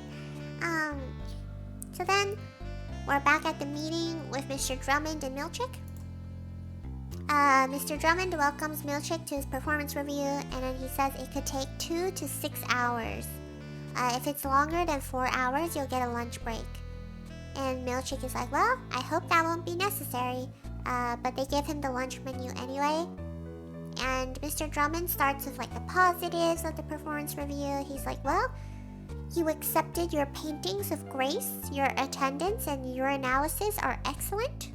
On the downside, 3 contentions have been anonymously reported. They were investigated and confirmed. But the first complaint about you is that you use too many big words. And then Milchick is like, what? So Milchick tries to defend himself, but Mr. Drummond stops him and is like, we will hear your opinions after the lunch break. And then he says like, next on your daily logs, you have installed paper clips back to front, which led to confusion. And then he shows him like some examples, which is crazy. So it's like, okay, so Milchick's complaints, like performance complaints, are that he uses too many big words and that he puts the paper clips the wrong way. Which is like this is the reason why his performance review is gonna be like over 4 hours. That's so terrible. Anyway, And then Mr. Drummond's like, yeah, the most of the day, however, will focus on the last contention. You brought in a new refining team for Mark S, and it failed to coalesce. You instituted kindness reforms, which have not deterred curiosity or idling. You arranged an outdoor retreat, during which resulted in the termination of one employee and the discovery of the true identity of another at great risk to the Egan name. Yeah, who's complained? Right? Who complained about this? Mark sits at his station and he opens Cold Harbor. He starts working on it. And then it cuts back to Drummond, and Drummond says, Mark's completion of Cold Harbor will be remembered as one of the greatest moments in the history of the planet, and it will happen under Milchick, which will leave an incredible legacy. This seems to have clouded your judgment, so I want you to go back to the basics and remember the workers' greater purpose and treat them as what they really are. I'm just like, oh my god, it's so dehumanizing. But also like, what the hell is Cold Harbor? So then, Milchick reviews his performance review, and then it cuts back to Mark, who's working on Cold Harbor, and he gets it up to 85% completion, but then he starts experiencing pain in his head. After a moment, it stops, and he notices that's 5:55, so he gets up and turns off his station. And then it goes back to Drummond and Milchick. Milchick tells Drummond that he will tighten the leash on his employees. And so Mark goes to the elevator. He's about to clock out for the day. And then Milchick stops the elevator doors from closing. And he's like, hey Mark, I noticed that you left work 6 minutes early. Can you come in?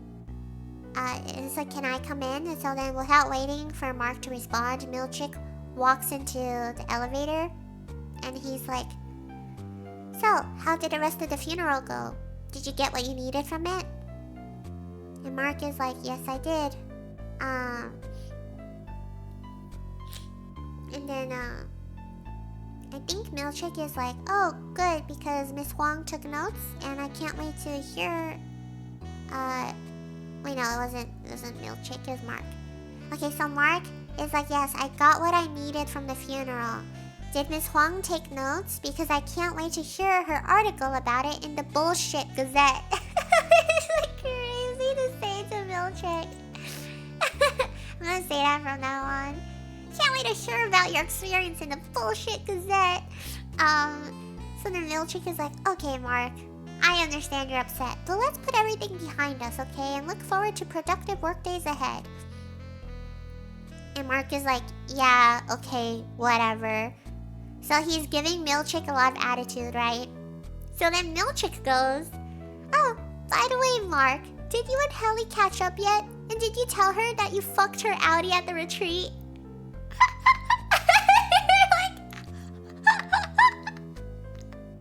You're like, oh my god! And then Mark is like stunned. And he doesn't know what to say, so Milchick steps out and then lets the elevator doors close. And then Mark leaves Lumen and walks to his car. Actually insane play by Mr. Milchick there. Anyways, so Devin, cuts to Devin and she's reading Rickon's self-help book, which he modified specifically for Innies. And she's like, wait, this book sucks. It's the complete opposite of what you were saying before. And Rickon is like, well, I can see how you'd feel that way, but one of Natalie's points is that Innies thrive on structure, and once it's established, they're more open to self-expansion, which again is so contradictory because the whole time they're like, oh yeah, Innies are also human, they're one of us. But then the way they talk about them is like, oh yeah, they're more prone to this type of vocabulary, they thrive on structure, blah blah blah. Another win for Milchick. It's the first one in the parentheses. Milchick. But yeah. So he's like, yeah, I'm just trying to speak the Ini language. And Devin is like, what the heck? You're starting to sound like Lumen. And Rickon's like, well, it's supposed to be like a Trojan horse, because if I can get my ideas to the severed people around the world, it might start a revolution. And Devin is like, these aren't your ideas though. Lumen hurts people and you're watering down your work so that they can use it in their propaganda. You're hurting people too. And Rickon is like, okay, I'll reflect on your words, but this is a huge opportunity for me and I'm not inclined to walk away unless me selling millions of copies of my book and the life that it'll give us has lost, its appeal to you. Which is crazy to say to your wife. And then Devin's like, okay, I'm going to bed. And she just leaves because she's like, I've had enough of this. And then it cuts to Irving. And Irving looks over at the paintings on the walls that he made and he takes them all down. And then he walks to a phone booth and calls someone again. And he calls them and he says, I just got fired. I think Lumen knows what my Ini was up to. But then he ends the phone call very quickly when he notices someone watching him from a car. Which is crazy because who is Irving talking to?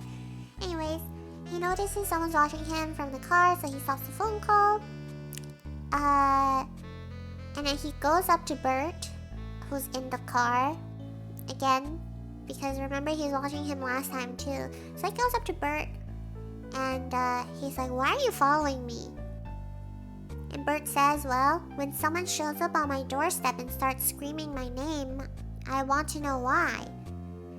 So then Irving realizes that Bert's with Lumen. And then Bert asks why Irving was at his house the other night. And Irving says he doesn't know. But it wasn't me, it was my Ini. And Bert is like, yeah, I also got fired a few weeks ago. When I asked for a reason, they told me that my Ini had an unsanctioned erotic entanglement with another worker, but they wouldn't tell me who it was. Then you showed up at my door. And then Irving is like, oh, did you think we were a thing, maybe?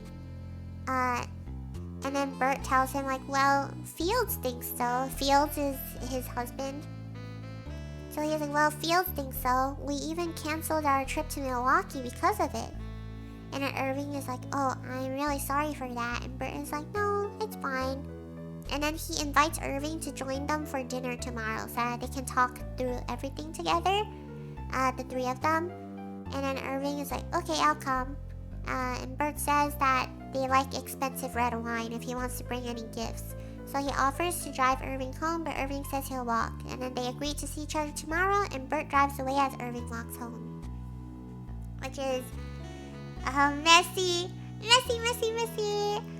And then also, that conversation revealed that Bert didn't retire at all. Like, he got fired, but they just played it off as a retirement party. Whatever. So then Mark arrives home and tells Ragabi that there isn't any eggnog. But then he finds her looking through Gemma's belongings, and he's like, what the hell are you doing? And Ragabi's like, well, I need things to rattle your memories. And as Mark takes Gemma's knitting out of Ragabi's hands and puts it back into the box, he notices that there's a box of cremated remains. And Ragabi is like, is that your wife? And he says that's what he thought was her, but she's not dead. She's just not there. So he puts the box on a shelf and asks, like, who is in there? And then Ragabi says that they have a lot of people in the morgue on the payroll, just like everywhere else in Cure. And Mark starts coughing and she asks him and he's like feeling alright. Also, I don't know if you noticed, but when Ragabi asks Mark if like the cremated remains are his wife, he says he thought it was her, but then he says she's not dead, she's just not there.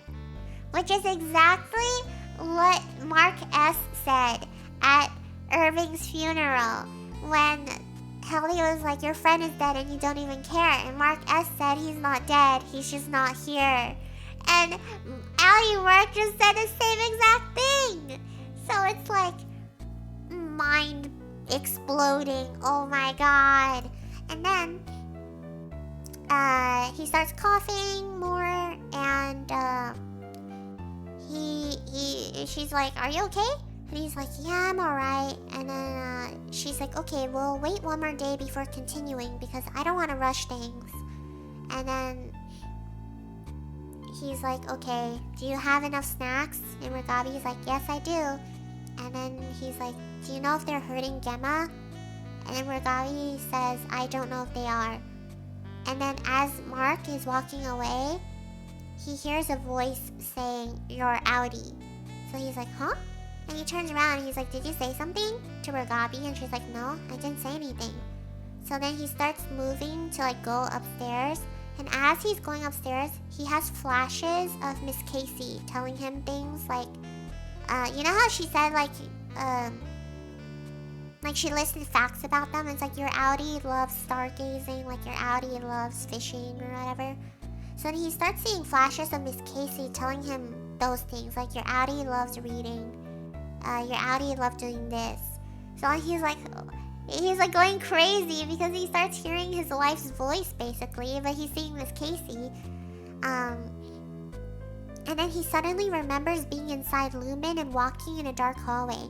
And then he turns around and he sees Miss Casey like standing right in front of him. And then suddenly he's back in his own house. So you're like, oh my god, it's happening. They're merging and he's starting to see Miss Casey. He's going crazy. Okay, now, I think I'll recap one more episode. I'm not sure. Oh shoot, actually, I'll do two. I'll do 2 episodes because episode 7 is really, really, really, really bad. Not bad as in like a bad episode, but bad as in like after I watched it, I did not know what to do with myself. Like I was looking for people to talk to about it with, and it like really messed me up. It felt so bad. Anyways, okay, so next episode 6 is called Attila. And in the beginning of the episode, Mark tells Ragabi, he's like, "I saw my wife and she was like saying all these things." And Ragabi is like, good, you're making progress. And Mark says it still feels like a nightmare. And then he's like, why was Gemma just rattling off a bunch of facts? Like, what is Lumen doing to her? That's so freaking weird. She sounded like a robot, like just listing facts about me. And then Ragabi is like, I don't know what Lumen is doing with her. All I know is that she is essential to them. So Mark is upset because Miss Casey like didn't recognize him. But to him, it's like, that's his wife, right? So he was upset that Gemma didn't even recognize him. And Ragabi promises him that the Gemma he knows is still in there. And when he gets her out, that it'll be the 2 of them outside of Lumen together, and like everything will be fine. Like she'll go back to normal. So Mark starts talking about bargaining as one of the stages of grief, and like all the things you do differently to have more time with the person you lost. And for him, he might actually get to do those things, which is why it's so important to him again. Because, and not really a spoiler, but you find out in the next episode that they parted on not so good terms. And by parted, just like her dying. And he had a lot of regrets that he wished he did differently, and like he could have treated her better. And now he's like, I might actually get to do those things, which is why he's like so desperate. So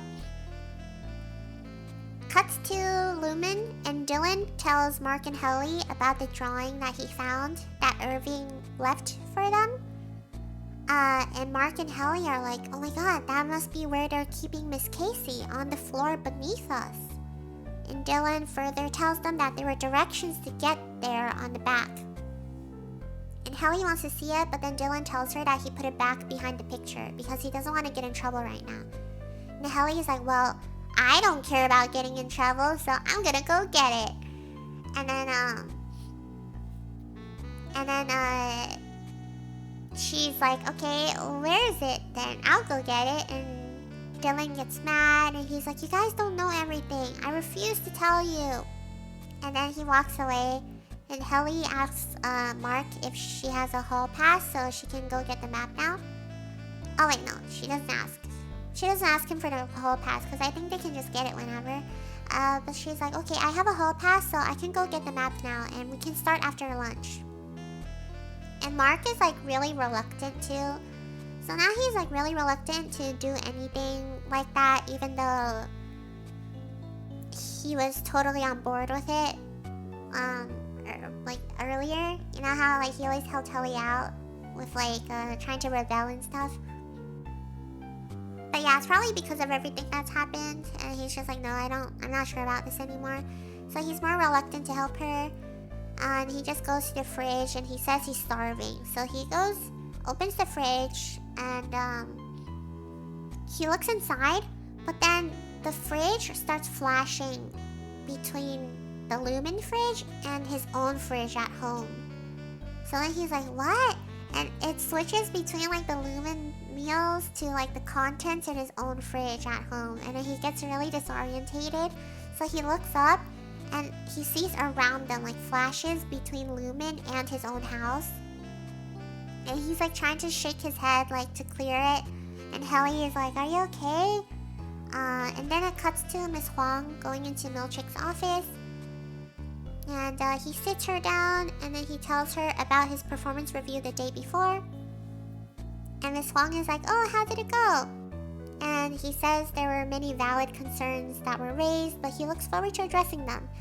And he feels that he should remind her that she cannot graduate from her fellowship until he has deemed her wintertide material.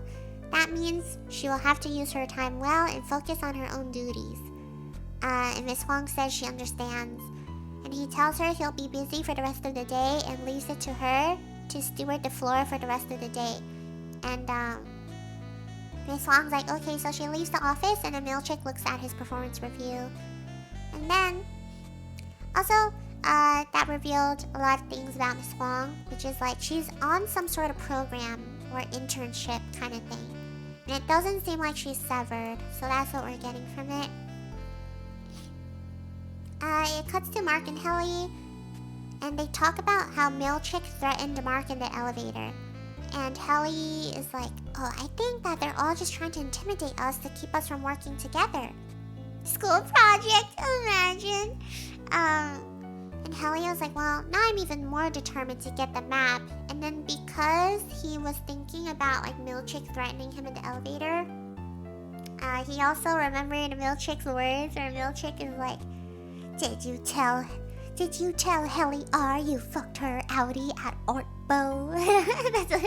That's how he said it. It was so funny. So he remembered that. So he finally admits to Helly that they had intercourse.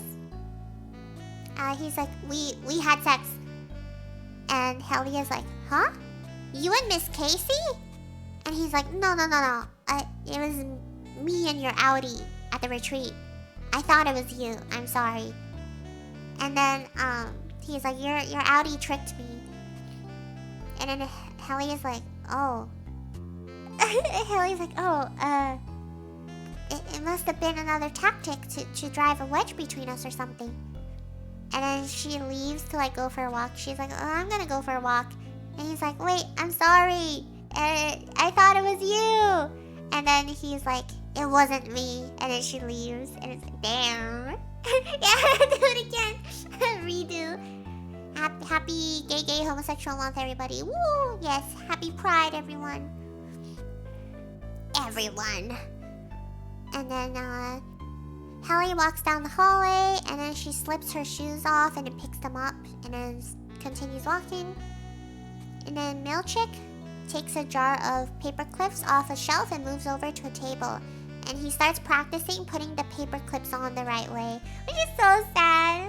Milchick. Dylan guesses that his outie and Gretchen went scuba diving for their first date. So he's at the family visitation center right now. And he's talking to his wife again, just in case that wasn't obvious. So he's guessing, he's like, let me guess, we went scuba diving for our first date. And then Gretchen is like, no, we got Thai food. But you did take scuba lessons last year. It was a little expensive. You've had a lot of phases. Like the diving, and the woodworking, and the garage beer making. And Dylan is like, oh, it sounds like outie me is trying to find something he really excels at. Out there, like I do at Lumen. And then Gretchen is like, I don't know if it's just that. And Dylan is like, well, you know what? I've been really happy with you during our visits. I want to hear about the kids and, look at your face. And then Gretchen is like, aw, I like that. And I also like our visits. And then Dylan wishes that they could be together all the time. And then Gretchen is like, but we are together all the time.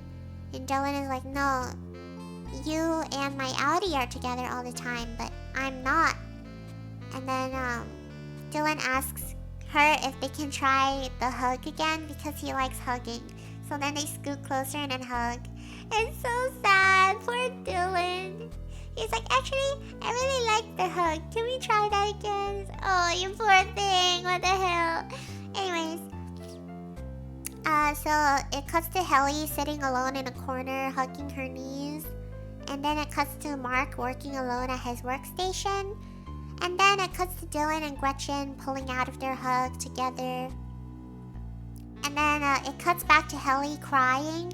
And she's like crying and remembering when she kissed Mark for the first time. And then Mark is doing work and he remembers kissing Helly for the first time, but then also like the Wunkin Helena. And then eventually Helly walks back to Macro Data, and when she gets there, Mark steps out and he was going to go find her. And he's like apologizing, and then she's like, no, it's okay, you thought it was me, which means like you wanted to do with me, right? And then he's like, yeah. Also, it's a lot to think about, but it's also so violating for Helly too, I feel like that's just, I can't even imagine. Anyways, because you guys share a body, it's so weird. But then they apologize to each other, and again, Helly is like, oh no, it's okay, because you thought it was me, which means you wanted to do with me. It sucks that Helena got to do that. And then she's like, I hate that Helena controls me and controls all of us. And Mark is like, well, if you want, I could tell you what happened, so that, it doesn't feel like there's this gap in your memory. And then Helly's like, no, I don't want any of Helena's memories. I want my own. And then she's like, would you like that? Which you're like, oh. You're like, oh. And then he's like, yeah, I would, but how? And then he looks around and he's like, there's nowhere to like be private here. And then Helly starts walking away, so he follows her.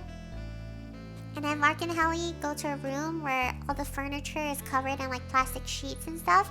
And then she's like, well, I found this. It's kind of like a tent. So then they move some of the plastic sheets to form like a tent underneath, and then they climb under it. And then they like start giggling. They're like little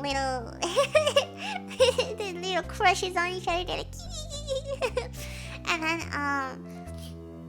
Helly's like, I'm pretty nervous, and Mark is like, yeah, me too. And then they start like undressing and then kissing each other. And Mark is like, are you sure it's okay? And she's like, yeah. So then they doink in the empty office, which is crazy. How intense, right? Intense, of course. And then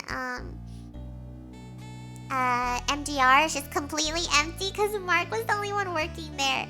And then now Helly is gone too, and then Dylan is still at family visitation, so there's just no one in the office. And then Milchick finishes his paperclip practice. His hands are shaking, and then he grabs his performance review again. He flips to the page about him using too many big words. So he goes to a mirror. He stands in front of the mirror, and then he looks in the mirror and he says, you must eradicate yourself.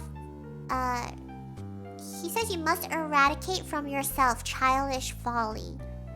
And this is like the same phrase that he says to Miss Huang all the time, because Miss Huang is still a kid, so she like plays around, right? So Milchick always tells her, you must eradicate from yourself childish folly.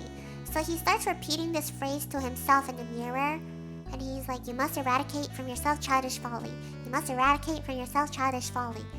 And then he starts changing it to be less complicated, and then he goes, you must abandon childish things. You must abandon childish things. And he changes it again to you must grow up. And then he starts saying grow like over and over. He's like grow, grow, grow, grow, grow. You're like, what are you doing to yourself? Someone free him. And then anyways, Mark and Helly walk back to MDR together.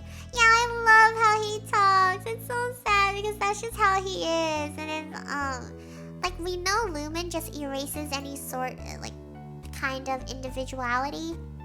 But he like followed the rules so well, but at the same time he had like so much individuality, and now that he's like section chief, they're like erasing that from him. So Mark and Helly walk back to MDR, and she's like, well, was it different with me? And then he like kisses her a little bit, and then he pulls back and he sees blood on her. So he's like, oh my god, you're bleeding, are you okay? And he's like, I'm not bleeding, it's you. And then he reaches up and touches his nose, and he finds out that there's just blood like leaking from his nose. Like something's happening to this guy. So Mark applies pressure to his nose, and he's with Miss Huang. And Miss Huang tells him he has 2 minutes left of applying pressure. And she says the humidity on the floor is kept at 45%, so must be something else. And she asked if Helly punched him, and Helly was like, well, not today. And Miss Huang is like, oh, then, what else were you doing when it started? And, they were kissing, but they can't say that. So Helly was like, oh, we were just refining something. And Miss Huang was like, oh, do you have a deviated septum? And Mark is like, I have no idea what that is. So Miss Huang offers to put petroleum jelly in his nostrils, and he's like, no. And she starts asking him about other symptoms. She's like, have you been hallucinating? Have you been having headaches? And he's like, no, I don't think so. I think the nosebleed stopped. I do feel better. So Miss Huang takes his blood pressure, and Mark suddenly hears a voice asking him where he is. So he's like, I am at Lumen. And then we suddenly see flashes of Mark being in the room with Helly and Miss Huang, and then being in the basement with Ragabi. And then the flashing stops, and Mark finds himself in his basement. And Ragabi was like, Mark, were you just at Lumen? And Mark is like, yeah, what time is it? And she's like, are you at Lumen right now? Or are you in your basement with me? And he says, I don't know. And then she asks him if he remembers a black hallway, and he says he remembers a desk. And he starts to struggle as he tries to remember like if there's anything else. But then Ragabi is like, okay, I think it's just a memory, like a recent one. Which is a good sign, because it means you guys are merging somehow. And that he'll feel better once it all comes together. And then he's like, when will that happen? And she says she wants to speed up the process. So he asks her if it's safe. And she's like, well, there's a slight chance of hemorrhage. And she decides to flood the chip through the hole he already has in his head. So she parts his hair to see it, but then he jumps up and then he's like, take your hands off of me! I'm not doing this right now! Take your stuff off of me! And then he like rips this machinery off of him, and then he leaves to go eat. Cause he's like, you are not giving me brain surgery in my basement right now. Seribot stole my job. Seribot do be doing its job. Is there anything else in this scene? I don't think so. It is very much just Ragabi being like, I need to perform brain surgery, and also there's a chance of you experiencing hemorrhage. And then Mark being like, But I think it's pretty obvious to tell, like, where Gabi is helping, but it's also like she doesn't really have any. She doesn't really consider like the person's safety or well-being, I suppose. Anyways, so then we cut to Irving sitting in his car outside of Bert's house. And he prepared a bottle of wine as requested, and he brushes his mustache and he goes up to the door. And Bert answers the door, and Bert is like, "Who are you?" And Irving is like, "Huh?" And then Bert is like, "Ha, just kidding, I'm joking." And Irving's like, "Oh, ha ha ha, okay." So then Bert invites Irving inside, and Bert is like, "My husband is making the ham right now, but we also have corn." And they introduce themselves to Irving, and Irving apologizes for his last visit, knowing that it probably felt like really weird and invasive. And Fields is like, "Don't worry about it. What's mine is yours." Which is like, is that like a... I feel like that's such a white person's phrase. Like, what's mine is yours. I've never heard that. It's like, what? Anyways,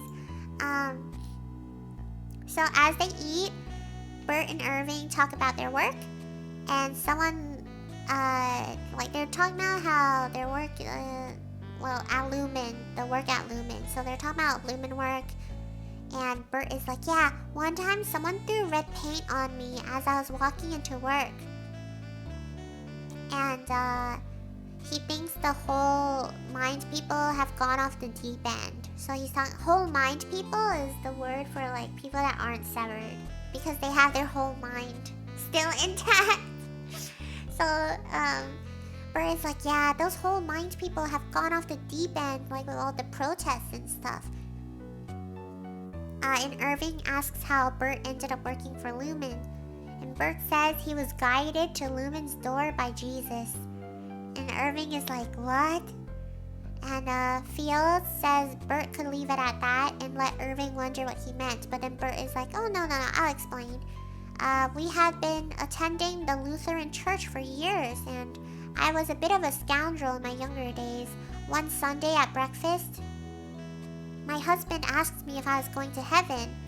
I pretended to think about it, but I already knew that the answer was no. So Fields asked what he was supposed to do up there in eternity by himself, and I realized I didn't want to leave him alone. So we went to church, and the sermon that day was about severance, which was very new at the time. And the pastor said that the church's stance is that innies are complete individuals with souls that can be judged separately from their outies.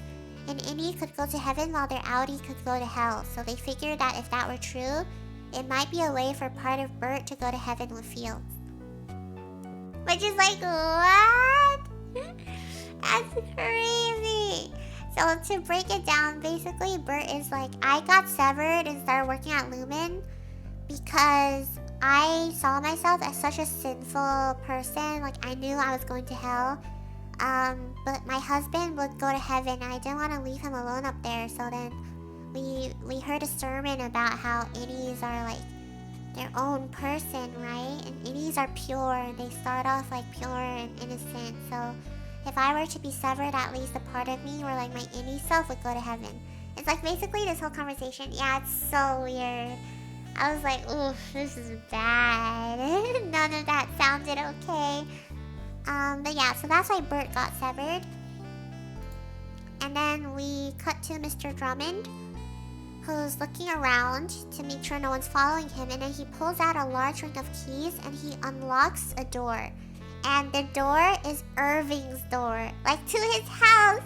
So Mr. Drummond is breaking into Irving's house, which is really bad, because Irving has evidence like just out everywhere of like paintings and then like research into Lumen. So then the scene switches to Dylan's home. Dylan, Gretchen, and his kids are all eating, and then Dylan tells Gretchen it's the end of the month and the salespeople are dying to get cars off the lot to hit their numbers.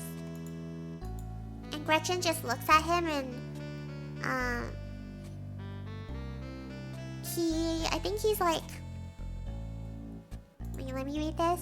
Yeah, so he says like he agrees to look for cars and stuff, but he won't commit to buying anything because they don't really have a lot of money to spare.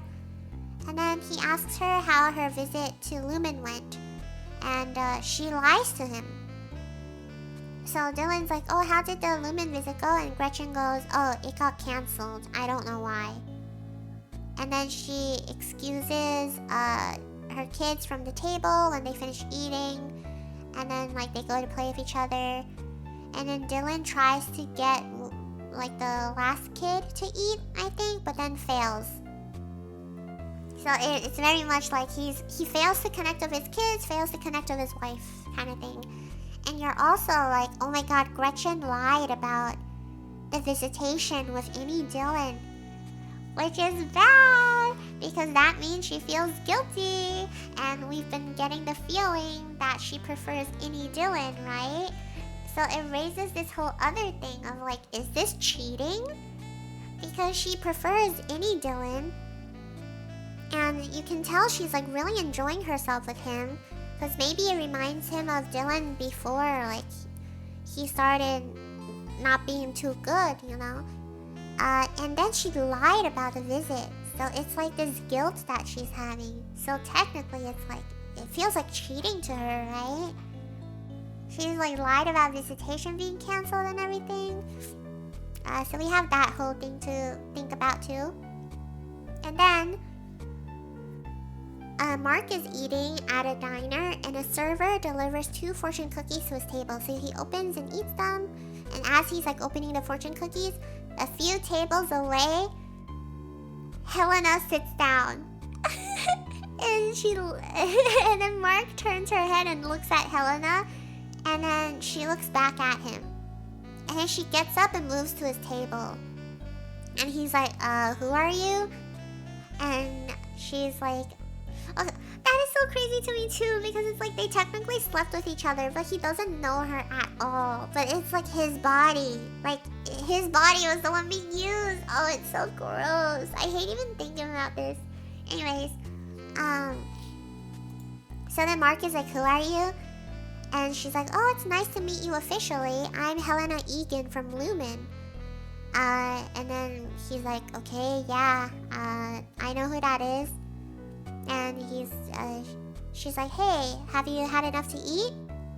And he's like, yeah, sure. And then he kind of just like lets her sit with him. And she says she's only heard good things about his work. And he's like, well, that makes one of us because I've heard nothing at all about my work. And she's like, yeah, I would like to apologize for the systematic error the other night. And he's like, oh, you mean the overtime thing? And she's like, yeah, it never should have happened and it never will again. We take pride as a company in being better than that. I know all about what happened because I'm the head of the company. And then he reminds her that she's the one who developed a revolutionary medical procedure. But then she credits her father with that. And that Mark should meet him sometime. So they start bantering and talking about it. And then Helena starts talking to him like they've known each other forever, which is like really weird. So, Helena says that she'd really love to hear about his experience with the overtime contingency. So now she's like fishing for answers, right? And she's like, I can imagine how confusing and traumatic it must have been for you. I know you've been through so much with losing your wife, Hannah. And then Mark is like, actually, it's Gemma. And Helena's like, oh, it's such a shame because she was so young. Which is like so messed up. Like, what are you saying right now? Shut up. So Mark starts coughing mid-conversation. And Helena's like, are you okay? He's like, no, I'm fine. It was nice to meet you. So they like look at each other and then he gets up and leaves. And then he steps outside, gets into his car and then pulls away. And then it goes back to Mr. Drummond, who's like breaking into Irving's house. Mr. Drummond opens a locked box at Irving's place and finds a list of severed employees. at Lumen, and on the list is Bert. So then, goes back to Bert and Irving having dinner with his husband. And Bert says that he and his husband used to call each other Hun. Then 10 years ago, it became Attila. I think that's how it's pronounced. And Fields asks if Irving knows history, and Bert says he does. And then Fields says it wasn't 10 years ago, it was 20. And Fields remembers because Bert was having drinks with his Lumen partner and it startled him. And then Irving asks if the first severed office didn't open up 12 years ago. Bert says it did and encourages Fields to stop drinking his wine. So it's like kind of confusing, but basically Bert says like 10 years ago. He basically implies 10 years ago is when he started working at Lumen, I believe. And then Fields is like, no, it was 20 years ago because I remember you having drinks with your Lumen partner. And I was like, wait, but they don't know who they work with, so how would he having drinks with like his Lumen partner, right? And also 20 years ago, and Irving is like, but didn't the first severed office open like 12 years ago? So it's like not matching up basically. And what you can kind of infer from this is that Bert was working at Lumen but not severed. So possibly he is a Lumen employee and then like agreed to be severed eventually. It's kind of confusing, but yeah, it was just not matching up. And then they're like talking to each other, eating dinner, and then out of nowhere, Fields is like, do you guys think you ever made love at work? And then Bert and Irving are like, what? And they're like, oh, no, this is weird. Let's not talk about this. And then Fields is like, no, we're all adults here. Like, I want us to be pragmatic adults about it. There's a non-zero chance that you probably like had intercourse, maybe even like unprotected, so I have the right to know. And then Bert is like, oh my god, like, are you done humiliating our guest? Why are you asking him about these things? And Fields is like, no, I'm not mad. I've been talking to my pastor about it, and I believe innies deserve to experience love as well. That's what I mean. I hope that the love was beautiful. And you're just like, oh, this is so awkward. Anyways, so then Mark goes home and he goes to his basement and he apologizes to Ragabi for being such a dick. And he's like, okay, I want to finish the procedure tonight. So Ragabi hooks Mark back up and he gets something injected into the back of his head. And then she starts cutting into the skin, like in the back of his head. And it's, ooh, you can hear the sounds and everything. Oh, God. So, like, he can hear it too. So he hears her, like, cutting open the skin. And then the drilling sound. As, like, she opens up the hole in his head. And, oh, it's so gross. And then she starts flooding the area around the chip with liquid. And then she puts a thing over the wound, and he's like, oh, how soon is this going to happen? And she's like, oh, it'll be fast, and you will immediately start to feel it happening.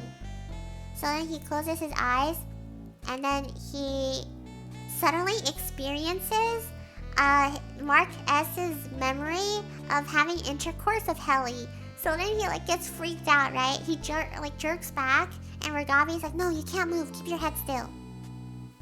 And then there's a knock at his door, and Ragabi is like, just ignore it. But it's Devin calling out to Mark.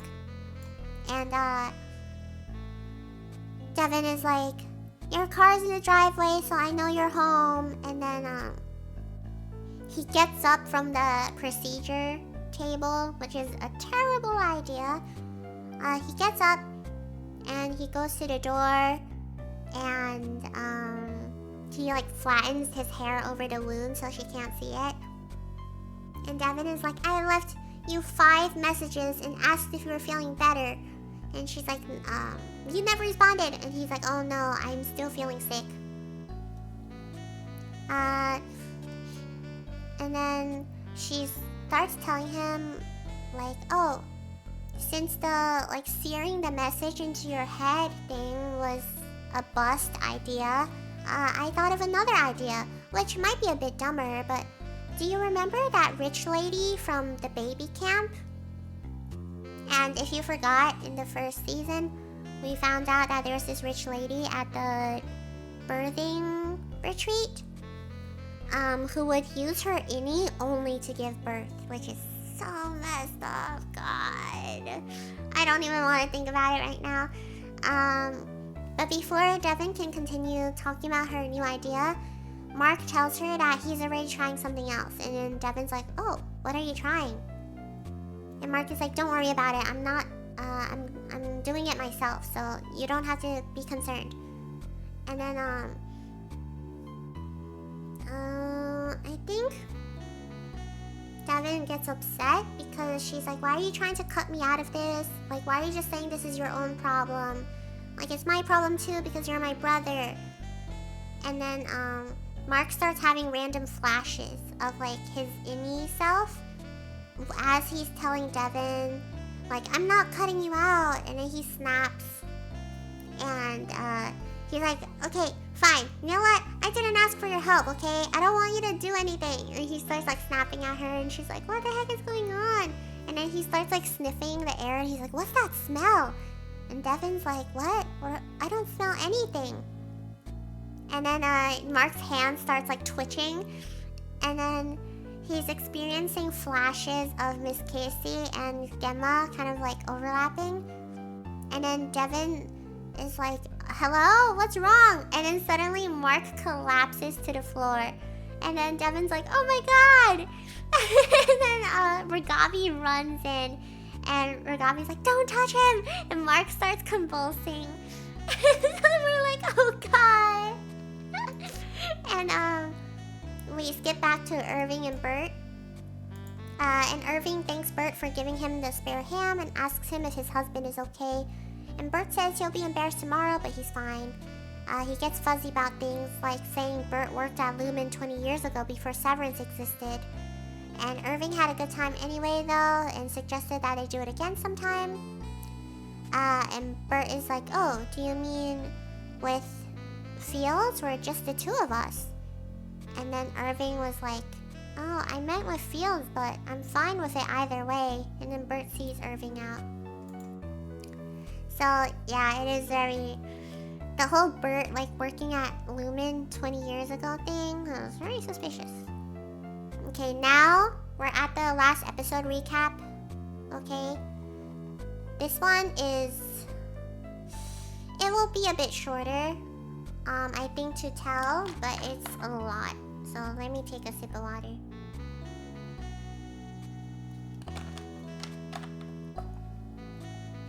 This episode is genuinely one of the most... I don't even know how to describe it. It is one of the best episodes I have watched. But it confused a lot of people. And a lot of people are just upset. Upset and confused. So, let's begin! But before that, are there any questions? How are we feeling? I'm gonna take another sip of water. This one's pretty heavy, so...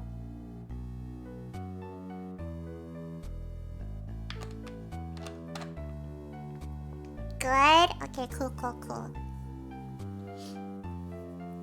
Alright, last one for today. So this episode is called Chikai Bardo, and I don't remember what that means. Let me see.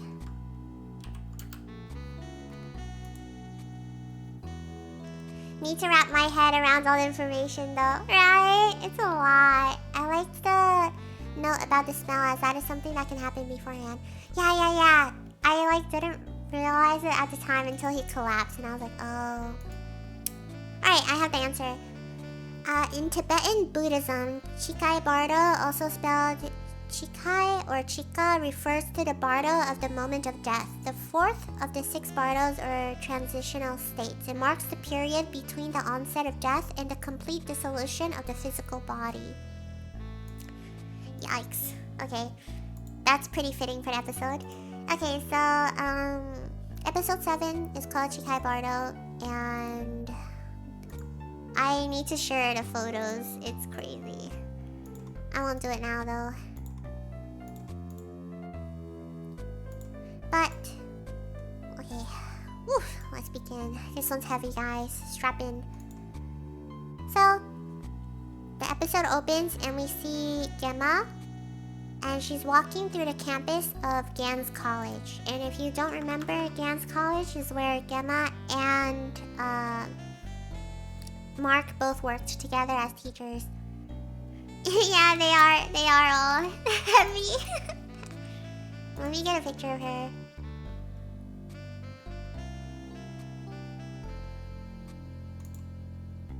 Oh, she's so pretty.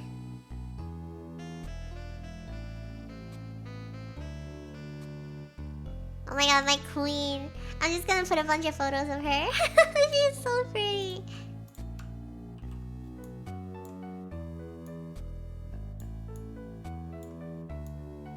Just putting pictures of Gemma.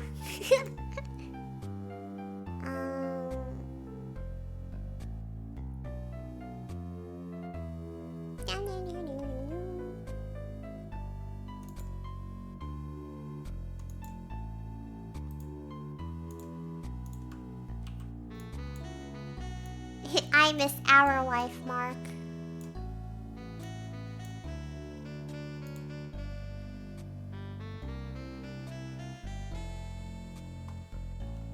Oh, is it this? Aww.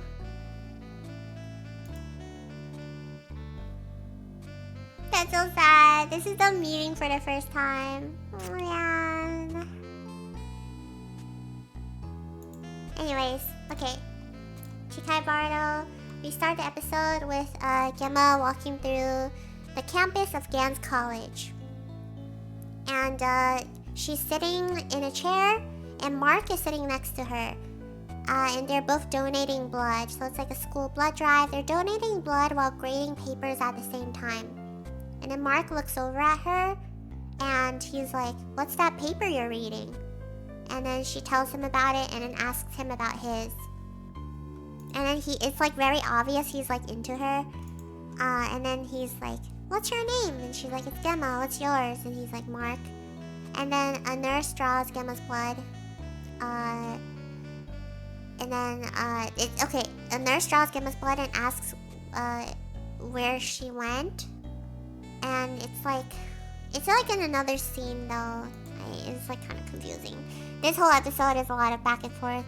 And then we're back with Mark and Gemma, and now they're lying in bed together. And they're like obviously like getting it on, okay? They're all over each other. And then it skips to Ragabi checking Mark's pupils as he's like donked out. And Ragabi's like, "Oh, don't worry, Devin. He'll be okay. He may have some deficits, but hopefully nothing long term." And Devin is like, "Do we need an ambulance?" And Ragabi doesn't answer her. And then Ragabi says Mark will sleep for a while and she doesn't know how long, but they need equipment from downstairs. And she explains that Mark is reintegrating. And Devin is like, "What? No, I don't believe that. You don't touch him again." And Ragabi is like, "But that's what Mark wants." But Devin knows that, like, at the end of the day, Mark only wants to know if Gemma is alive or not. And not this whole, like, reintegration thing. So Ragabi tells Devin that Gemma is indeed alive. And then, now we switch to, like, it looks like Lumen, basically. But Gemma is having her vitals taken by the same nurse that was like drawing her blood in the other scene. And the nurse asks her if she's eaten and done her reading, and Gemma says yes. And she holds up one stone in each hand, and the nurse continues asking her questions, which she answers her responses are really measured, so it's like very robotic. And then the nurse takes the stones from her hands, and Gemma asks how many rooms does she have to do today. And the nurse tells her that today it will be 6. So Gemma gets up and goes to get dressed, and she like curses at the outfit that's been selected for her. So you're like, where the hell is she right now? Hold on, I need to show you guys the outfit. It's very... They just got her somewhere.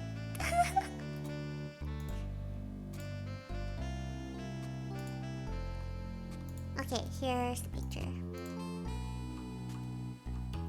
So this is what she looks like in those like nurse scenes, but she's dressed in like this uniform and she has her hair slicked back. It's very weird. So then, and then you're also like, what was she talking about, right? It's like, what rooms am I doing today? It's the hallway, yeah! So it's like, what rooms am I doing today? And it's like, oh, today you're gonna do 6 rooms. And it's like, what? What does that mean? Anyways, Gemma leaves the room, and the nurse escorts her to another room labeled Wellington and opens the door. And when Gemma enters, she becomes an innie version of herself. So she wakes up and now she's like innie her. And then in the room is a dental chair. And Dr. Maurer, I think, comes in pushing a cart. And then Gemma turns around and she asks for a break. She's like, can I please have a break? And Dr. Maurer says like, well, actually, it's been 6 weeks since you've been in this room, but not to you. To you, you were just here. I know nobody likes the dentist, but, you know, maybe it'll be okay this time. So please sit down. So Gemma sits down in the chair and she turns away from him and reluctantly opens her mouth. And it's very weird. This whole episode is gonna be really confusing, so I'm gonna try to explain it. But yeah, so basically she enters the room, she becomes an innie version of herself in the room, right? And her whole demeanor is really bad. Like, she looks scared, nervous, like she does not want to be there. Again, like she asked for a break and she's like, can I please have a break? Like, we just did this. And then the doctor's like, well, actually, you've had a break for like 6 weeks. You weren't here for 6 weeks, but I'm sure it feels like you didn't have any break at all. Cause, you know, it's the whole like, oh, the innies, like, no time passes to them kind of thing. Also, I gotta put the doctor's picture up there. Cause he's important in the episode. So this is Dr. Maurer.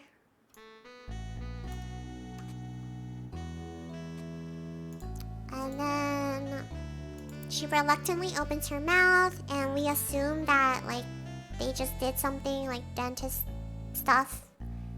Yeah, it is so fucked up. It's crazy. So we assume that it's finished because Gemma leaves the room, and once she steps out of the room, she becomes her outie self again. And she notices that her mouth hurts a lot, and there's a lot of pain in her mouth. So the nurse tells her that she was in that room for 2 hours. And then the nurse starts escorting her to another area, another room. And as they're walking to the other room, they pass by a room with a door. And on the door, it says Cold Harbor.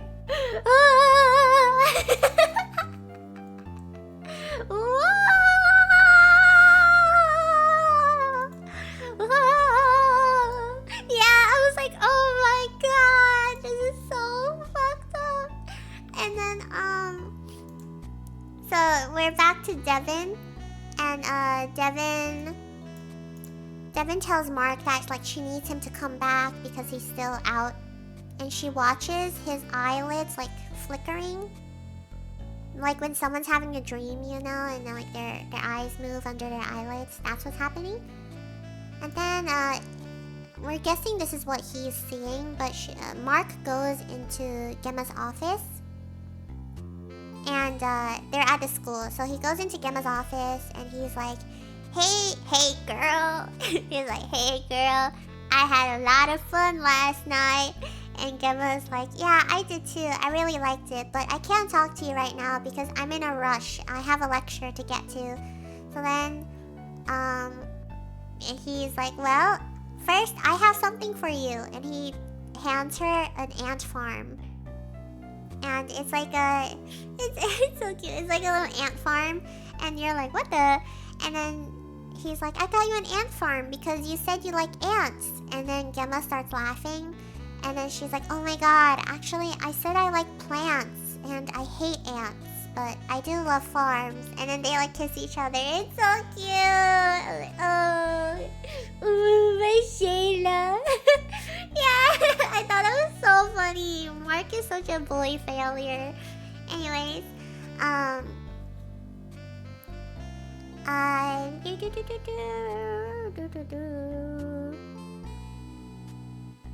and then it skips to another scene, and Gemma kisses Mark. And Mark is like, oh, I'm so sorry, I'm behind. And then she notices something, and then she looks over and she asks him about like a crib nearby. And she teases him about not being handy enough to put it together. So you're like, oh my god, they're planning to have a baby. Like he's putting a crib together and everything. And then it shows time passing. And as time passes, Gemma and Mark like work more together and then grow even closer. And then it goes to Rickon, Devin, Mark, and Gemma all eating together.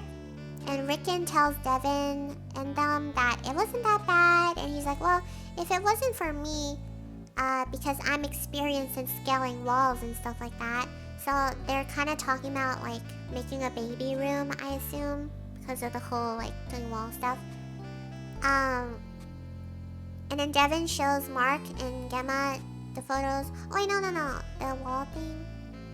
I have no idea what they're talking about actually. Maybe they went like hiking, scaling walls, rock climbing, something like that. But they were like, oh, yeah, it wasn't that bad. And then Devin shows Mark and Gemma the photos of them. Oh my god, I like completely forgot what the photos are about. But I guess it's whatever activity they were doing. And then Devin goes to pour more wine for everybody. But then Gemma covers her glass. And Devin's like, oh, you don't want to drink more wine? And Gemma's like, oh no, I can't drink. So then Devin slowly realizes that means Gemma's pregnant. So Devin is like, oh my god, you're pregnant. And Gemma's like, yeah. So they celebrate quietly because they don't want to like draw attention to it. And I'm guessing Gemma was like keeping it a secret from Mark because she wanted to tell him eventually. And then the scene skips again to Gemma like bending over in pain in the bathroom. And she's like holding her stomach and there's blood dripping down her legs. And she steps into the shower and sits down inside, holds her knees to her chest, and she starts crying. And then Mark comes in looking for his keys, and then he realizes she's like crying, right? So he rushes to her in the bathroom, and he's like, what's wrong? What happened? And he sees like the blood and stuff like that. So he realizes that she's having a miscarriage. So he like immediately like drops down and like hugs her and holds her. And they just like hold each other and like cry together. It's so messed up. And then the scene skips to Miss Casey. And the scene skips to that moment when Miss Casey tells Mark that she's going to be there to observe Helly. In season 1 when like Helly hung herself. And then they sent Miss Casey to like observe her the whole time. Yeah, so it cuts back to that scene with Miss Casey meeting Mark and being like, oh, I'm here to observe Helly. Which is so messed up to show right after you show the scene where Gemma's having a miscarriage and Mark is comforting her. And then to immediately skip to the scene where she's Miss Casey telling Mark that she's there to observe Helly. Oh my god. Anyways, so then we see a really dark room, and inside of the room there's someone watching a screen, and the person watching the screen is watching Mark and Miss Casey on his monitor, like in that moment. And he looks through Mark's work in a room with 3 other workers. So it's very hard to explain, but you know the table position that Irving, Dylan, Helly, and Mark sit at, like the little cubicles?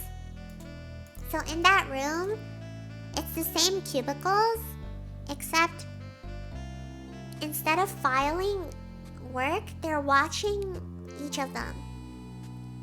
So like the person sitting in Mark's cubicle position is watching Mark on the monitor. And then the person like across from him is watching Helly on the monitor.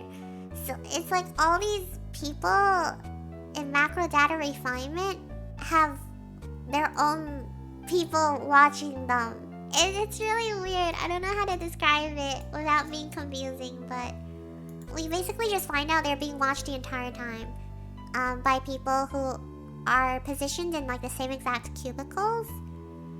So it's like, what's happening? What kind of work is this? Is this like a different floor maybe? So like people on the upper floors are watching the people filing numbers? I don't know. So they're watching them, and then as they're watching, Mr. Drummond asks Dr. Moore if the severance barriers are holding, and the doctor says yes.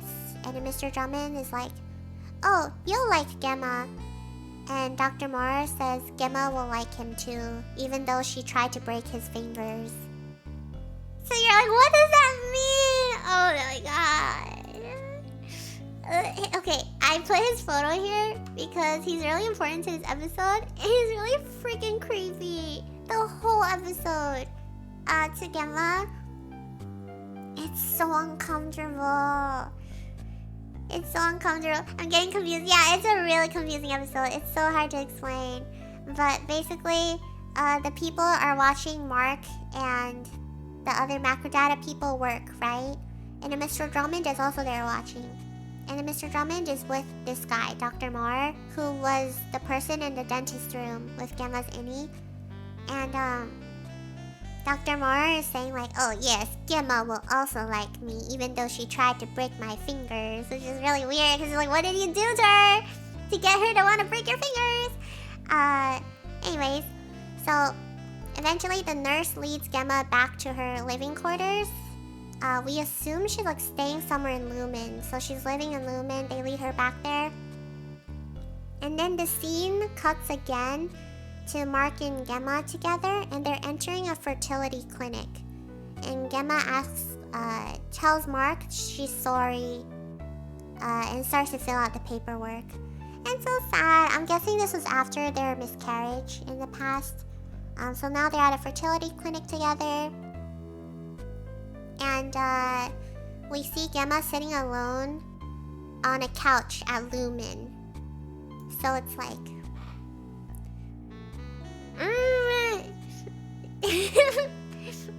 is Lumen in charge of this fertility clinic? And then the scene skips again, and it's Gemma telling Mark that it's time, and she pulls out a syringe, and she admits that she's really nervous. And then he says, it's okay, it's a final step, and there's a child out there waiting for us. And she asks him, like, what if this doesn't work? Like, what if this fertility treatment doesn't work?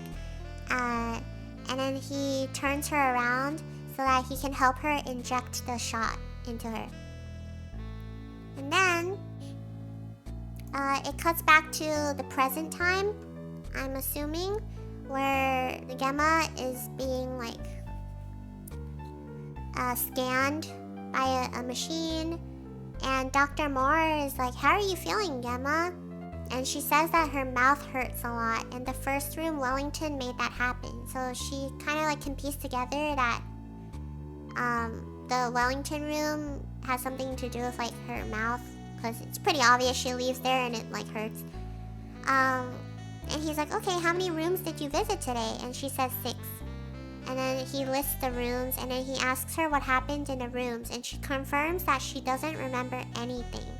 And he asks how she felt in the hallway, and she says there's only one room she hasn't been to, and today it had a name on it, Cold Harbor. And she asks him what will happen when she has been in all of the rooms. And Dr. Moore says she'll see the world again and the world will see her. And then Gemma asks if she'll be able to see Mark again. And then Dr. Moore says Mark will benefit from the work that you are doing. Cure will take away all his pain. And she asks Moore to talk like a normal person, but then he tells her goodnight and then leaves. So now you're like, okay, what?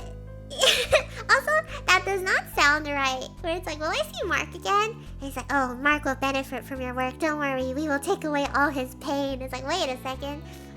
What are you doing to him? Wait, I just want to see him again. But yeah. So this episode was the episode where everyone's like, oh my god, Mark's work is heavily connected to Gemma.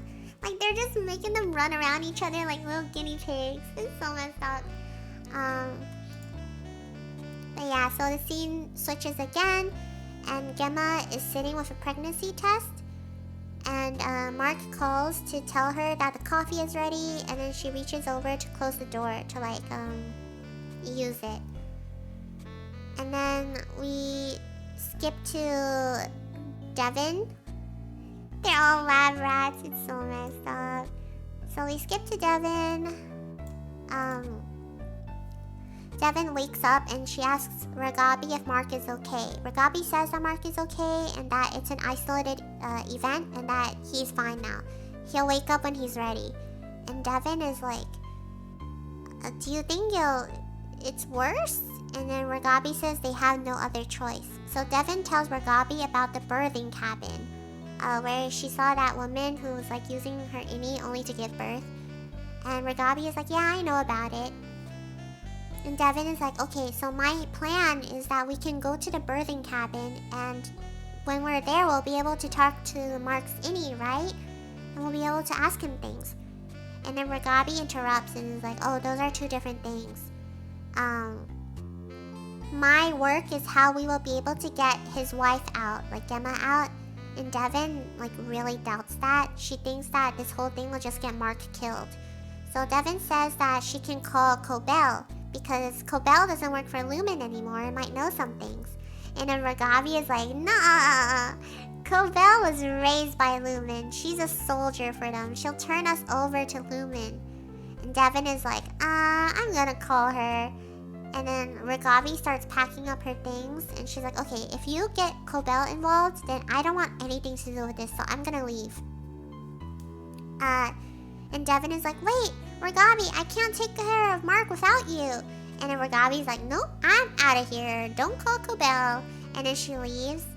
And then Mark starts like mumbling in his sleep, so Devin like runs over to him. And then time skips again. We're in the past also again. And Mark is looking at an ideographic card that's called Shikai Bardo. He says it looks like two guys are fighting on the card, but then Gemma explains to him that it's actually just one guy fighting himself, defeating his own psyche. And it came in the mail. She thinks that the clinic put them on a mailing list, and they're like mailing them these like little inspirational ideographic cards or something.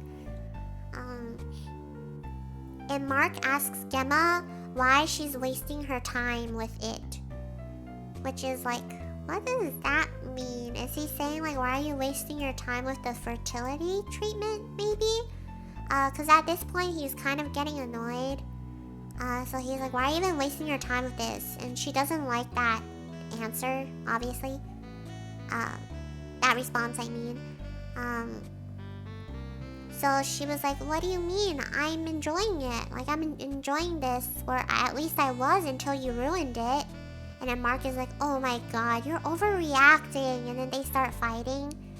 And then Gemma's like, I feel really bad. And then he's like, okay, then maybe we should just stop this whole thing. Like, fertility treatment, blah, blah, blah. And then it skips back to the present where Gemma in the lab, she wakes up and goes through her morning routine. And she enters a new room. And in this room, she enters and she wakes up as her innie. and she looks very anxious again. She sits down in a chair. It looks like they're in a plane. So the room is designed to look like a plane. And she sits down in a plane seat, and immediately there starts being like extreme severe turbulence. And she starts panicking, and then Dr. Moore is there too, and he tells her it's perfectly normal and puts her meal in front of her and then offers her a drink. And like the whole room just starts like shaking like crazy. And plane turbulence is so scary, and she's just like freaking out. So then at this point I was thinking, like, are they just putting her innie through like a bunch of things that people find like really unpleasant? So like there's the whole dentist room, and then this one is like planes, like turbulence, really bad turbulence. So then it skips to Dr. Moore talking to Mr. Drummond, and Moore says that Mark is stuck at 96% on Cold Harbor, and that the nosebleeds are like setting them back. And Drummond says that when Mark is done, Dr. Moore will have to say goodbye to Gemma. So then, in another room, Gemma is eating and reading, and then she puts on a wedding ring. And then the nurse escorts her into a new, like, innie room. So in that innie room she enters, and what she does in that room is she has to continuously write thank you cards over and over and over again as Dr. Moore watches her. And then, it's like her hand is like shaking. It's like obviously very painful. And she starts grabbing her hand because it hurts a lot and it's shaking. And then the doctor is like, oh, this is the last one. Don't worry about it.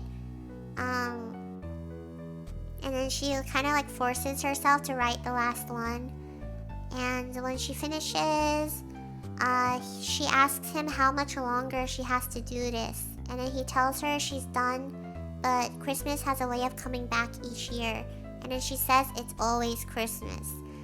So in this room,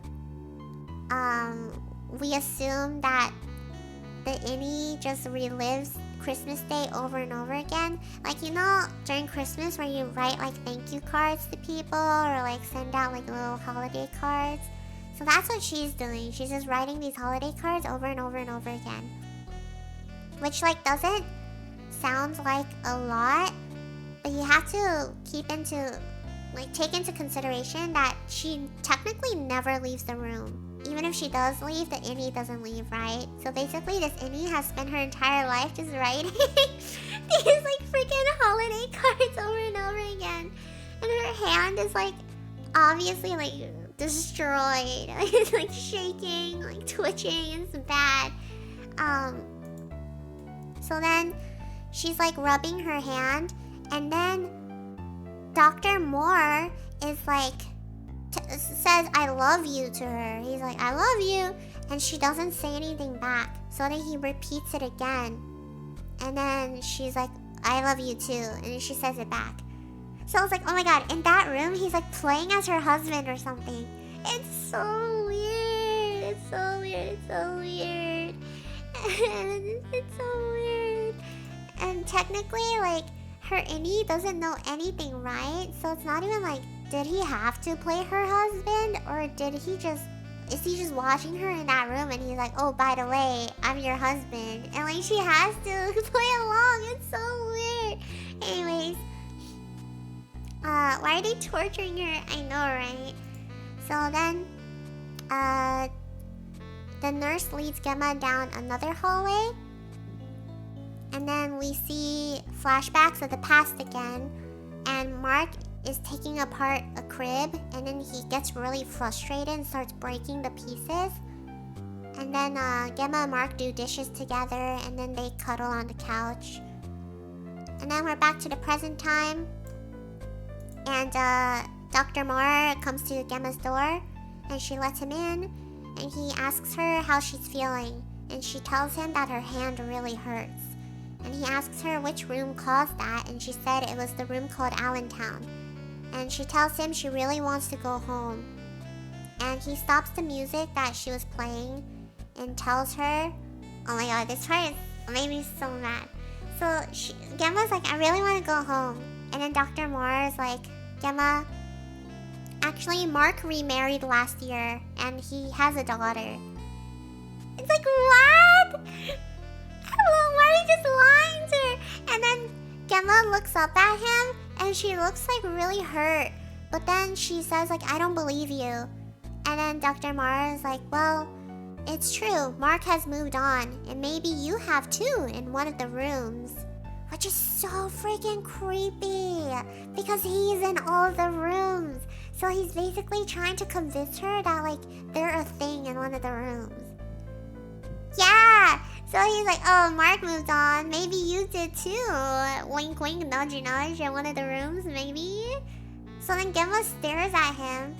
Yeah, it gave me such chills when I watched it. Because, like, even describing it is creepy. But, like, watching it was like, oh my god. And then, I'm not even kidding. The way he looked at her in each room was so creepy. I was like, oh, I don't like this. But yeah. So then he kind of implies that in one of the rooms, maybe they like she moved on from Mark with him or something. And then he gets like really close to her and he's like, tell me, Gemma, have you felt yourself gravitating towards one room over another? And it's so creepy. And then he pulls a book off the shelf. And yeah, I don't even want to think about it. Yeah, and he pulls a book off the shelf. And then while he's distracted, Gemma picks up a chair and just throws it over his head. he literally picks up a chair while he's like turned around and just like smashes it over his head. Yes! And then he collapses and then she quickly takes his key card and then runs out.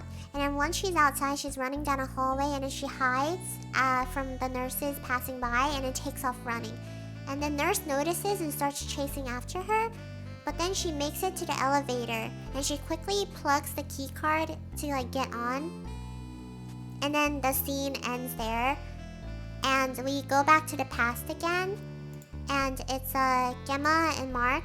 And Gemma is like going into Mark's study, like office of some sort at home office. And she asks him like, oh, are you sure you don't want to come? Or maybe I could stay behind. I don't mind staying with you. And then Mark is like, oh, no, you should go, because I have work to finish. So yeah, don't worry about it. Like, you can go, I'll stay home. And then Gemma's like, oh, okay, well, I'll be back around 10 p.m. And then she like goes to leave. And then she goes like, I love you. And then Mark doesn't answer. So then she repeats herself and she's like, I love you. And then Mark looks up and he's like, oh, yeah, love you too. And then Gemma leaves the room. And then we're back in the present time. Gemma looks around at the elevator doors. And the elevator's going up, right? So the doors open and she steps out into the hallway and starts walking. And then she walks through the door and Mr. Milchick opens the door and greets her. And then he's like, hello, Miss Casey. So you're like, oh my god. Oh my god. Gemma is trapped there, bro. Because the second she goes up the floor, she becomes Miss Casey. Oh my god, get my girl out of there. Anyways, so Milchick opens the door and he's like, hi, Miss Casey. And Miss Casey is like, I thought I retired. And she's like, oh, why am I back? And this is so messed up. I feel so bad for Miss Casey. She literally came back from like non-existence. And she's so confused. She's like, what am I doing here? And then Milchick is like, oh, well, the thing is, your Audi took the wrong elevator while at Lumen for an art exhibition and ended up here. So I'm gonna have to ask you to go back in. And then she's like, go back in? And then he's like, yeah, so please turn around and go back in the elevator. Which is basically asking her to just turn around and die again. It's like, yeah, go back into non-existence, right? So then she's like, okay. And she's like really hesitant to do it, obviously. So she turns around, she starts walking back. But then she stops. And she turns around and she's like, do I really have to? And then Milchick is like, yes, I'm sorry. I don't want to do this, but please just head back in the elevator. So she turns around and she starts walking again. And then she turns back around. I think she says something like, am I happy? Or something to him, like asking if her Audi is happy. And Milchick is like, oh yes, she's having a great time. Like your Audi is very happy with her life. Which is like a blatant lie. And Miss Casey's like, okay. And she starts slowly walking into the elevator again. And then she turns around and she opens her mouth and she says, where? And that's all she says. She says, where? And then Mr. Milchick cuts her off and she's like, I'm really sorry, but I'm in a hurry, so I'm gonna have to ask you to just go in. So then Miss Casey goes into the elevator and the elevator doors close and she basically just dies again. It's so messed up. Imagine being Miss Casey and waking back up for like 5 minutes. And Milchick is like, now krill yourself. Which is so messed up. Anyways,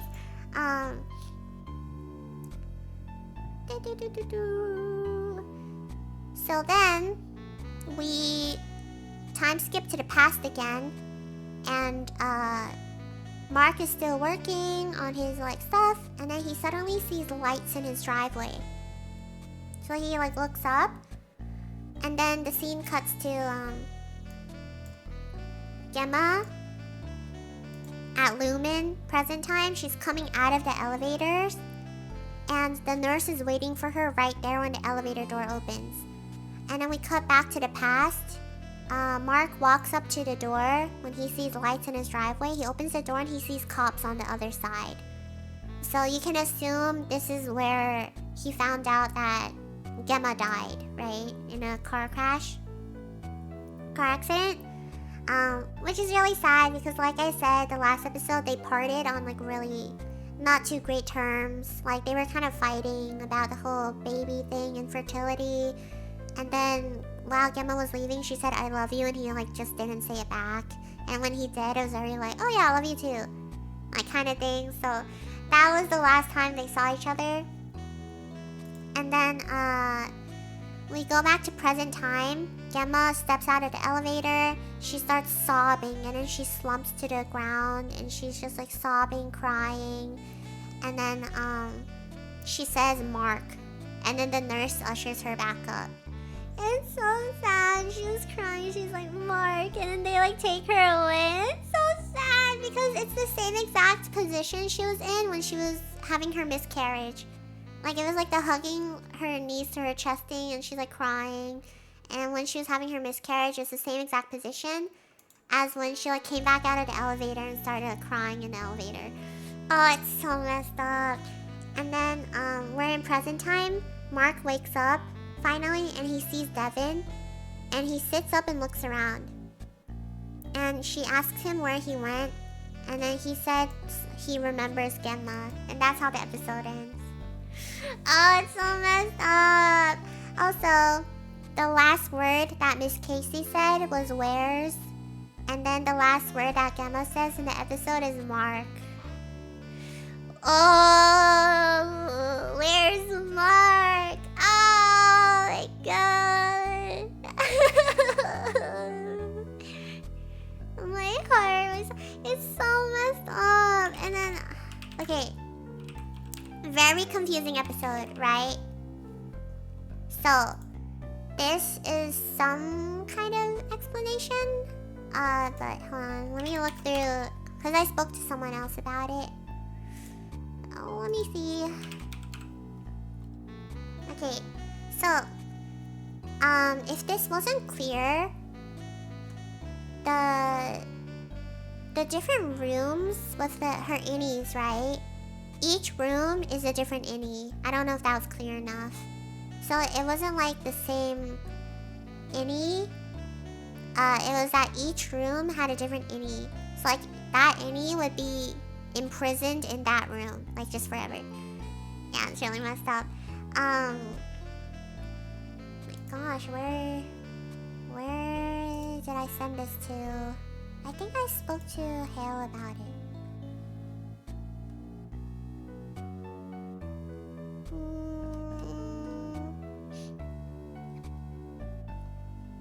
Okay, I found it.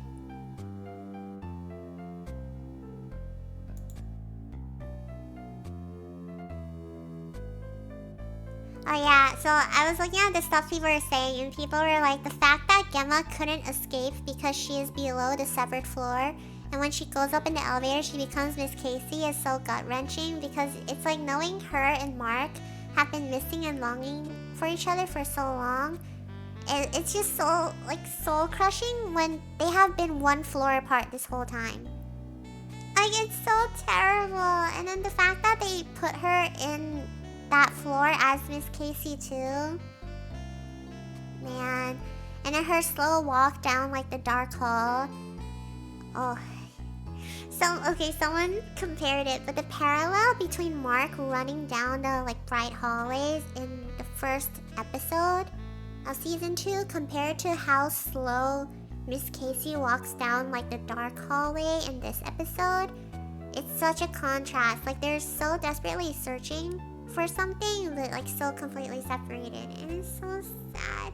Also, yeah, I don't know if it was obvious when I was saying it too, but the elevator that Miss Casey came out from was the hallway that Irving kept painting. So is that really dark hallway is where she came out of that elevator. And it's also the elevator that Milchick sent her back in. So basically that elevator goes to the lab floor or something. Like that's where it's coming from. And that's also where the innies go to die. And yeah. It's actually just, I was so sad because the whole episode I was like, God, like, poor, like, Gemma. It's like the miscarriages, repeated failure to, like, conceive a child they want together, the whole, like, fertility treatment, and then now she's being used as a guinea pig for, like, a severance chip. Oh, it's terrible. Oh, and then when the doctor lied to her and was like, oh, by the way, Mark got remarried and also had a child. And the fact that it's like having a child is what Mark and Gemma wanted so badly together. So for the doctor to say like, oh, Mark moved on from you. Also, he has a daughter now. It's like he moved on from you and he finally has what he wants. And it's something you can't give him, like a kid. It's like, oh my God, kill him! Kill him! I hate this guy. It's so gross. Oh my God. And then, yeah, it is terrible. It is terrible. It is terrible. Hello!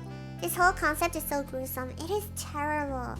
So our, like, the fans' theories for this episode of why they were putting her in each room was, we were thinking that, because Lumen owns everything, right? So Lumen also owns the fertility clinic that she was using. So they're assuming that through some kind of thing that they took from her, like maybe blood tests or like tests of some kind, they found out that she was a perfect match somehow for like severance testing. And they were able to fake her death, because I don't think that's hard for Lumen to do, and take her, and they promise her that if she finishes it, she'll be able to see Mark again, and like she'll be able to live again. So maybe she herself thinks she died, and that after she completes this, they'll be able to let her back into the world or something like that. That's what the dialogue was like suggesting, right? But yeah, each of the rooms, everyone is assuming was like something that people hate experiencing. So the whole point of severance chips is they're trying to get rid of any sort of kind of negative emotion, right? Like how Mark severed himself because he was grieving, and you're able to cut that part of yourself off from you. And they're testing that with Miss Casey, because after each room they'll ask her like, oh, which part of you hurts now? Where it's like, but do you remember what happened? And she doesn't. So it's like they ask her each time, like, do you remember what happened here? How's this room? Do you remember this? And the things that she's like being put through were all things that maybe she personally hated, like plane turbulence or like riding cars or something, or like the dentist. Like it's all very simple things. But then it's like to have it on loop for eternity is like crazy. So we're assuming that they're using her to test Severance chips, and all the rooms are named after files that the macro data people are working on. And they think that it's filing away like the bad. Yeah, testing how strong the separation is. Yeah. And they think it's filing away like the fear or like the negative emotions, because remember when they started working on macro data, they told Helly, they were like, oh yeah, just look for the numbers that are scary, or like look for the numbers that feel bad or like make you scared, and then file them away. And it's like this whole thing where they just keep filing these random numbers, right? Until they complete the file. So they think that the macro data people are refining the emotions in the rooms of the floor below. And basically, Cold Harbor does not sound good, because they're like, oh yeah, when Cold Harbor is finished, like, you'll be free. And to me, it's like, they're probably gonna kill her. So, the fact that Mark is the one that has been working on Cold Harbor the whole time, and they're making him be the one that completes Gemma's, like, experimentation. Oh boy. This episode was, like, crazy heavy. And there's, like, so many theories. It's so good. But yes, that is where we will end for today. Let me... Oopsie, I did not mean to save it. Oh well. I was gonna make a separate save, but it's fine. Okay. But yeah. That's where we'll end for today. I hope you guys enjoyed that. Let me see how many more episodes we have. I have an opinion or suggestion. Oh yeah, go ahead. Oh my god, I'm trying to see if I can find any clips. I hope they all die at Lumen. Very good suggestion, thank you. Thank you for the hydrate. This time was not zooted. Oh my god, I need to show you guys some clips, hold on. And then I'll let you guys go. So this is Mark and Gemma meeting for the first time.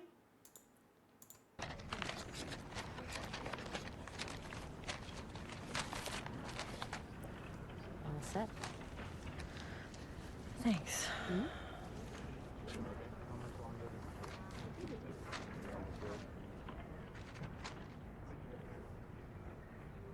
What do you got there? Sorry, what do you got there? He's so awkward. Themes of religious conversion in Tolstoy's The Death of Ivan Ilyich. Oh my God! Spoiler alert, please. What about you? Are you reading? Me? Well. Oh yeah, this is a real treat. All Quiet on the Western Blunt. Drug use by enlisted soldiers during World War I. No, stop. No, that's what it is. Kid's a genius. You should flunk every other child. I couldn't agree more. I'm sorry, who are you? Gemma. Oh, they're so cute. Mark. He's so awkward. He's so awkward. We love it. Yeah, she's really beautiful. What was the other scene? Gemma.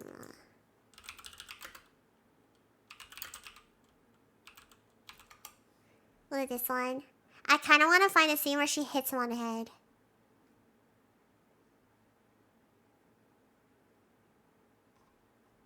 The pause. It's so funny.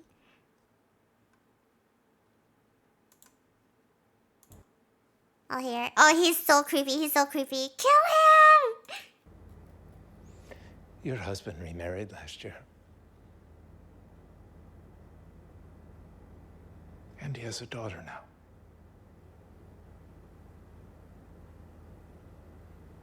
I don't believe you. You've been gone a long time, Gemma. He's moved on. Maybe you've moved on too. In one of the rooms, what do you think?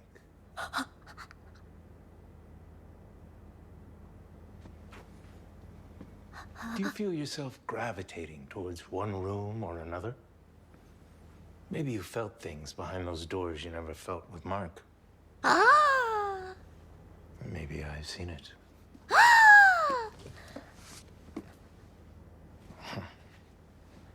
The death of Ivan Ilyich. Let me guess. He dies at the end. Get him!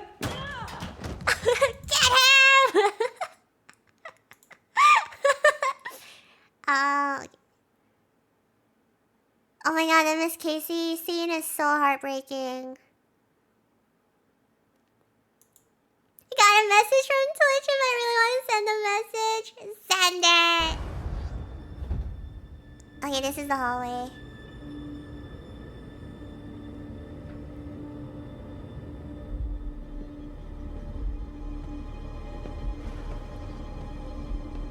Poor Miss Casey. She's so confused. It is satisfying, especially people like him.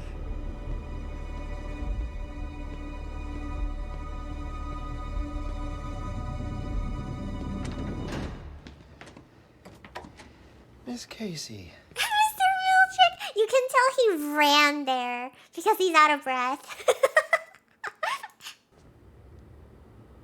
Mr. Milchick, I'm so sorry. what's happening? Nothing. Your Audi came in for a public art exhibition and found herself in the wrong elevator. Oh. How long have I been? If you wouldn't mind turning around and heading back in, it would be greatly appreciated. Oh. But On you go. Oh. So messed up.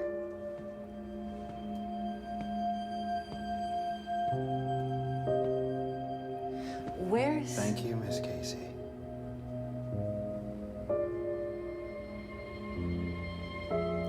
When she said where's... Oh. Yeah, it's so creepy. It's so good.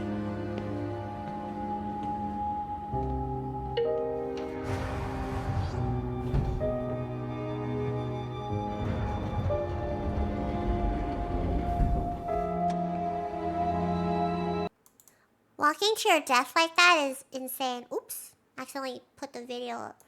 Walking to your death like that is so insane, man. I forgot if there's the other one. I think I'll find the Chikai Bardo ending.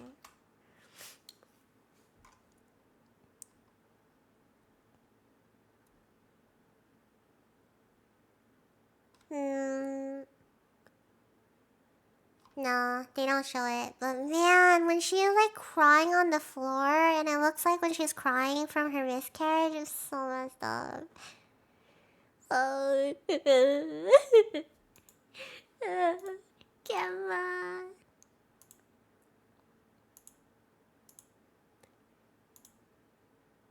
It was like... I think it was like completely after this episode where I was just like, oh, I don't know. I can't do the whole like Helly and Mark thing. Like, this is so too sad for me. But yeah, and then they have this montage of them together. The whole episode is just like flashes. Oh, look at them. Oh, this sucks. It was directed so nicely too. Oh, she's so pretty. Oh, it's so sad. Okay, but yeah, that's the episode. Yeah, you should totally watch it. That episode alone is just so beautiful. Okay, I'm gonna send you guys off to Lana. Thank you for joining me. I think we will finish it tomorrow. Let me see how many episodes we have left. Which one, two? Yep. We're finishing tomorrow. We have 3 more episodes. Yeah, we have 3 more episodes. Oof. I cannot imagine what they're gonna do for season 3. We have 3 more episodes, and I think that the ending of the finale might piss some people off. That's okay. It pissed me off. Aki just gotta love all the haunting, traumatizing shows is on brand. I love them. They're so good. It's made so well, you guys. God, you have to watch this. I really enjoyed the recaps. I'm glad. Thank you so much for joining me. I love just like recapping episodes I've watched. So I'm glad you guys like it too. I was gonna Mission Impossible.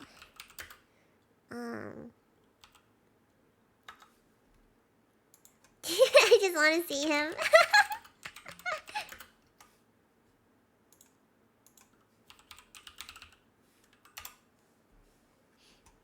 But yeah, I'll see you guys tomorrow. Oh man. Okay, there's no clips of it, but I did retweet it on Twitter. I also sent it to the Discord. If you want to see Mr. Real Chicken Mission Impossible. Alright, I'm gonna start the raid. Hope you guys have a really great day. And yeah. Take care of yourselves. And I'll see you. I'll see you tomorrow. And we're gonna finish Severance Season 2 tomorrow. Yay! Take care, guys. I'm gonna send you off because I have a headache and I couldn't find the medicine, so I'm gonna go look for it now. Alright, bye-bye. See you guys. I still should call in tomorrow. I will never endorse bad behavior, so I don't have to take responsibility. Let me locked in. I'm sorry. I'm not taking responsibility for you calling out of work. Nuh-uh. Alright, guys. I'll see you. Bye-bye. Take care, everybody. Thank you so much for letting me yap. Bye-bye.